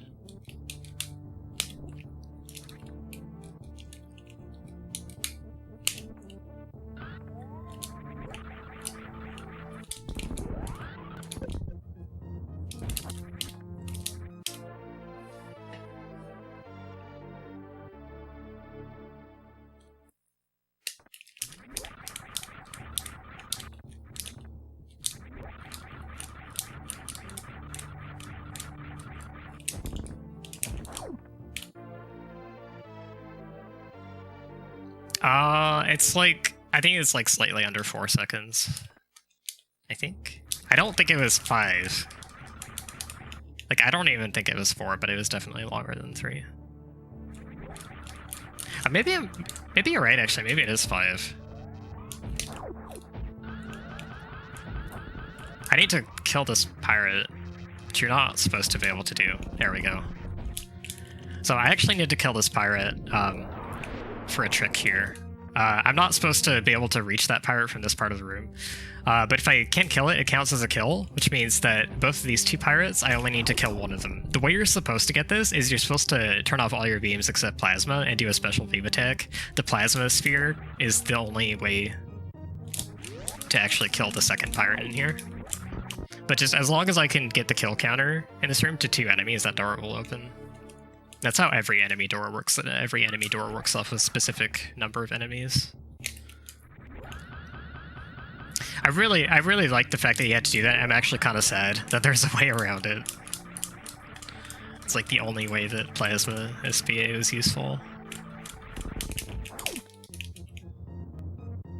And those are speed blocks, so I actually had to keep that charge throughout. Okay, this is annoying to miss. I have to shoot 10 super blocks in the ceiling. Or is it 9? I think it's 9. And if I fall down through this crumble block, I have to go back and around.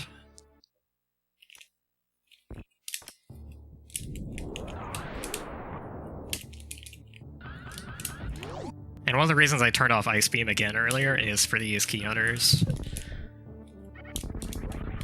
The rate of fire and the speed of the bullet and the number of hits they take just works out much better with Ice Beam off.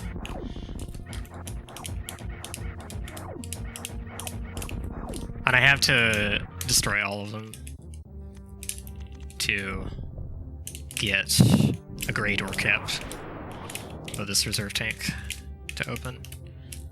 So I can't go through that work robot. I'm not... How are you supposed to get this? Oh yeah, so the alarm for the ship is supposed to be off, and the work robots are supposed to be walking around. So you have to have the alarm off to do this item normally, but because we can clip through the work robot, we can do it with the alarm on. So I haven't talked about the pirate ship alarm at all.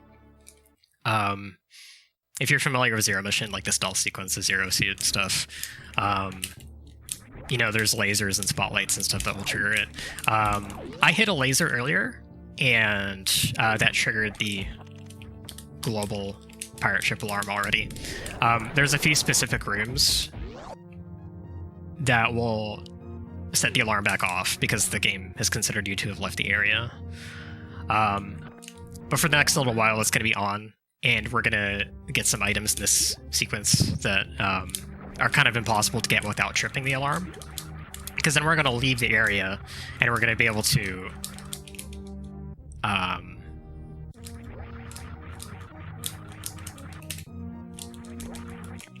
we're going to be able to go back and clean up the items that need the alarm to be off. And there are also a few rooms. One of them is coming up, actually. There's a few rooms that have like their own like local alarm system. So the laser in this room I'm about to go into only shuts the gates for this one room. This is my favorite missile, I think. It's called Flappy Bird. Zost named this, I think. You'll see why if you've played the game. Oh no. Did I really bounce on that? Oh my goodness.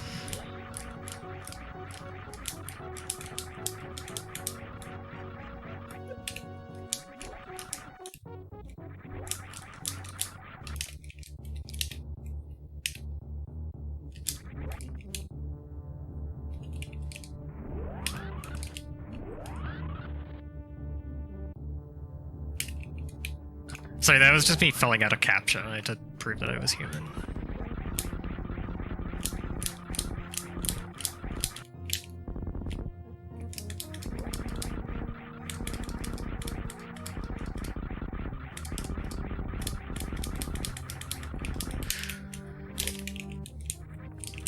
So if you hit a laser in this room, then that gate shuts on you. You can't get the missile.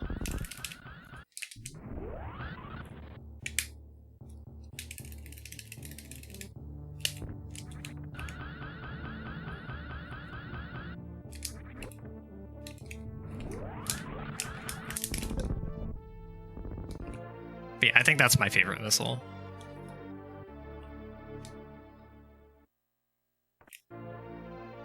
The difficult part at the end is that basically if you bonk on any block you're not supposed to, then you lose your speed booster effect. And you have to do the entire room again. So that is the big run killer for like on pace.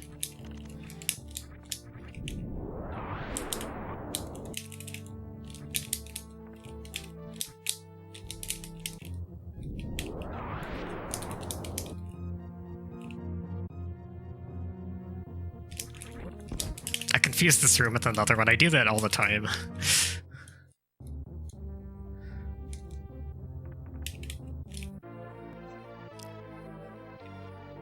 I'm gonna do something that's gonna look weird coming out of this tunnel. I'm actually gonna start springballing inside the tunnel, and it's gonna slow me down, and it's gonna look weird, but I'm actually fixing the camera so that the door transition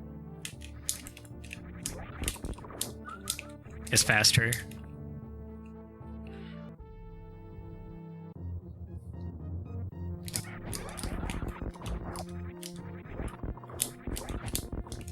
Also, there's these screw attack blocks, you'll notice, that aren't in they aren't in Super Metroid. I think they're in Fusion. I'm not sure if they're in Zero Mission. But they're definitely a Fusion thing. And they're kind of coded into SM. They work in a really weird way, and I only found this out recently.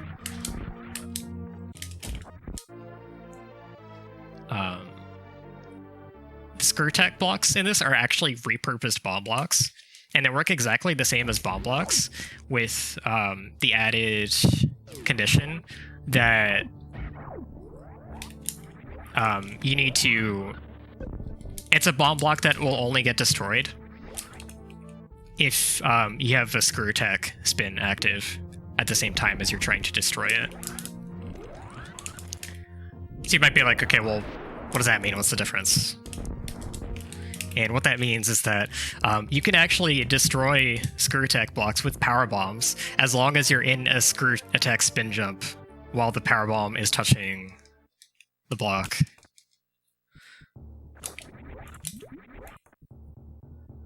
That's not useful at all, but it is really interesting that that's how it's coded. Okay, this is super... This is super annoying. Basically, there's crumble blocks on the floor. I have to charge beam to get these out of my way. Okay. I didn't make that look hard, but that is really annoying to do. The crumble blocks make it so that if you trip at all, like if you mess up at all, you have to reload the room because they don't come back.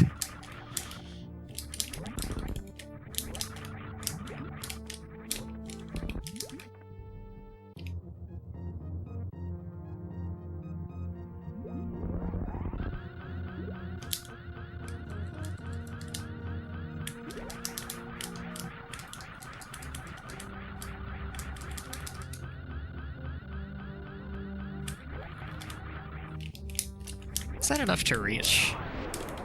It is. So you can actually shoot blocks out of the bottom part of the wall or the top, but you have to space jump all the way over to the right with no speed anyway, so it actually is faster to come out the bottom of the wall.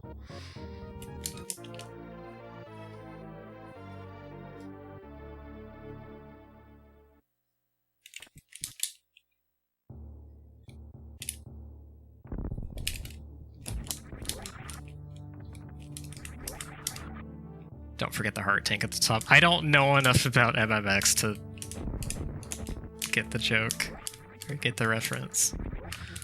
I don't know what the levels have in them.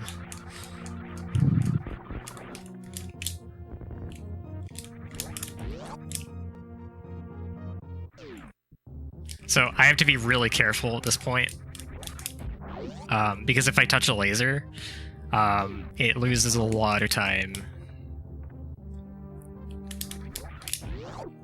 I'm actually gonna save here in case something goes wrong.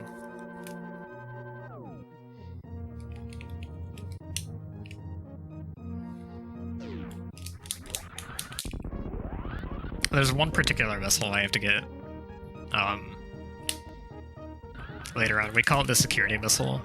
It's behind a level 4 lock door, which I have, but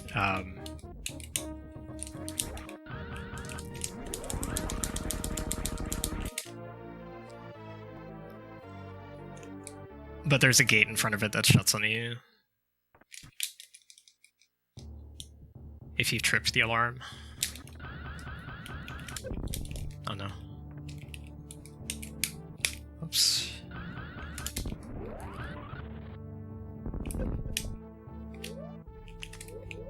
Ice being off has outlived most of its usefulness.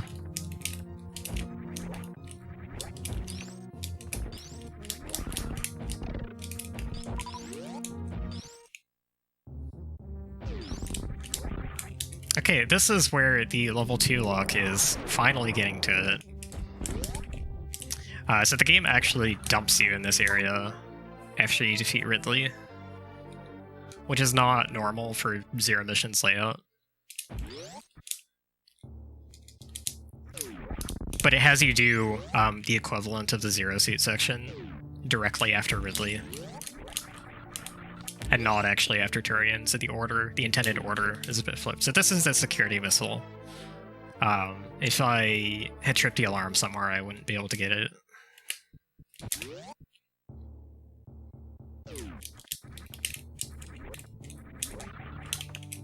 So this is a warp that connects the pirate ship to you behind Ridley. This is the last E-Tank in the game. I never actually mentioned this, but the E-Tanks are worth only 50 in this, just to inflate the item count.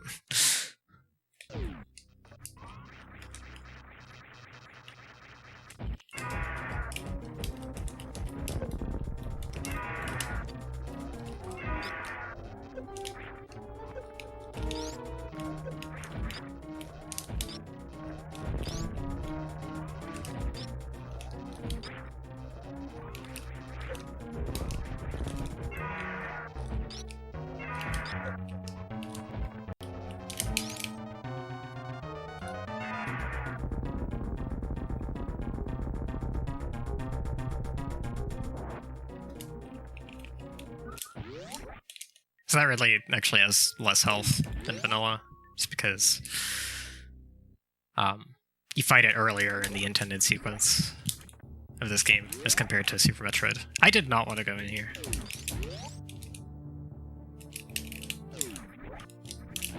There we go. So this is supposed to be your first entry of the pirate ship. There's a bunch of lasers here that you can try and dodge on your first trip through. If you want to try and get early power bombs the intended way.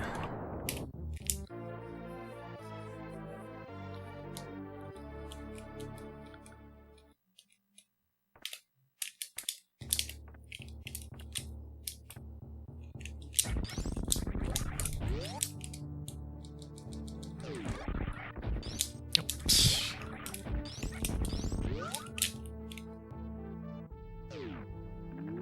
Okay, now we're pretty much done everything. So, on our way to Mecha Ridley. Well, while we're on our way to Mecha Ridley, we got a $10 donation by Tony C, who says, "Keep up the good work, runners." Nice. Thank you.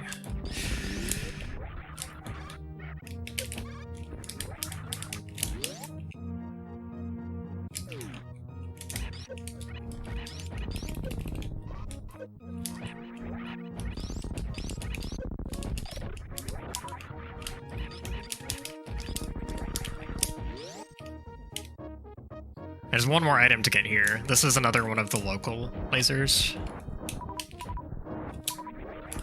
And this is super annoying to mess up. So I want to ideally keep as much speed as I can. If you bonk a wall, it's not the end of the world, but you lose time. The main thing you don't want to do is touch one of the lasers. And this is like at the very end of the run, so it's pretty nerve-wracking.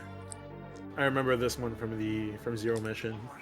Oh, is this one in Zero? Okay. I'm not entirely sure which ones are in Zero Mission and which aren't, because I haven't actually played it.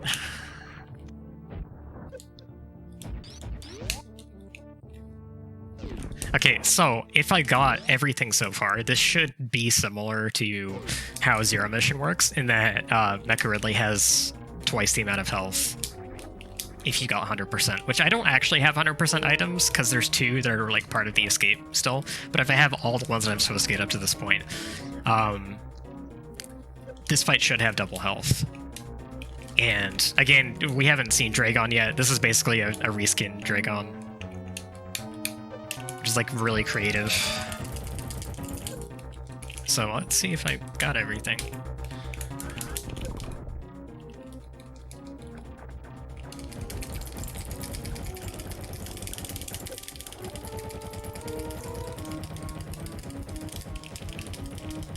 I think I got everything.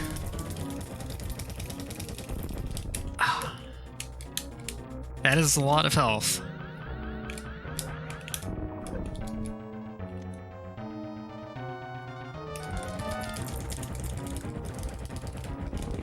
Yeah, it's a good point to mention, actually. Charge Beam does not damage Dragon.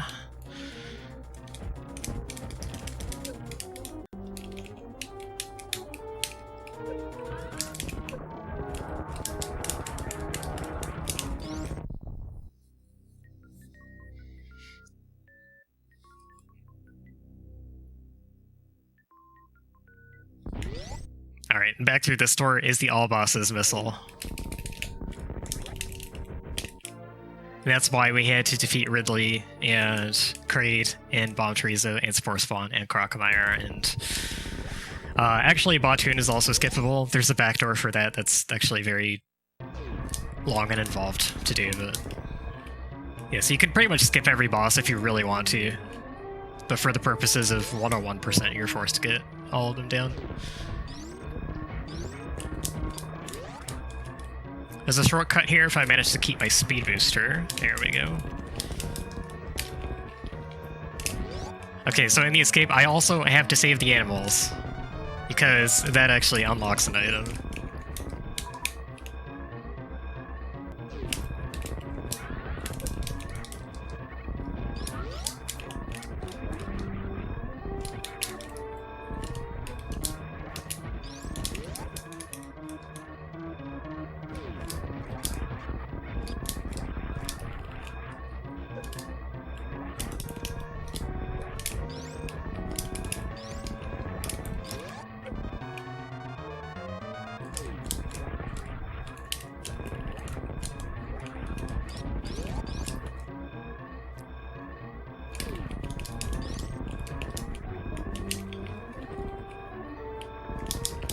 So what's kind of interesting for this hack actually is that there's no real suspense as far as 100% runs go to if you got everything. You can tell by the Dragon fight.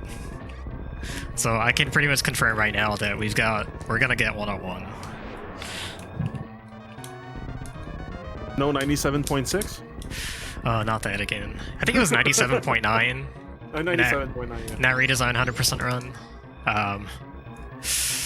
Redesign has a lot of items, and actually so does this, because this actually has 145 items total.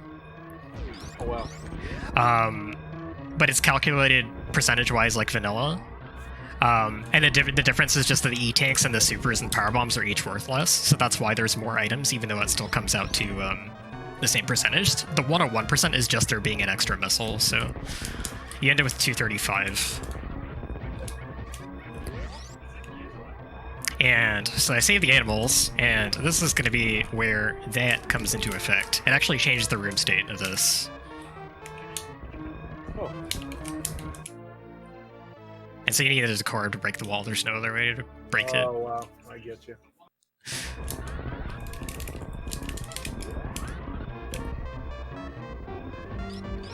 Alright, coming up on time pretty quickly. Alright. It's like...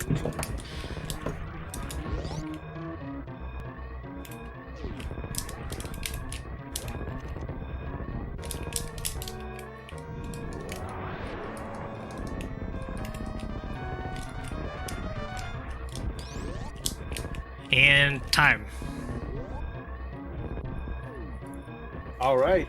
1:57:12.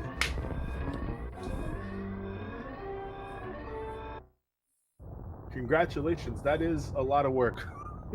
It was a lot of work to learn this, and a lot of it is really difficult to remember.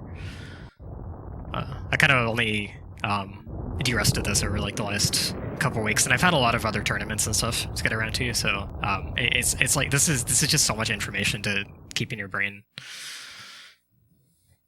Especially with the amount of ROM hack that you've done 100%. I mean, we've seen most of them, I'm guessing, or you probably have a lot more in store. I think you've seen, I think I've showcased like probably about half of the ones that I've done total. Oh my god. At NoReset, and I plan to do a lot more, so. Well, never stopping. I really actually like I want to do a speedrun of every Super Metroid ROM hack that I think is like well built and like worthy of it, and that it's actually a lot of them.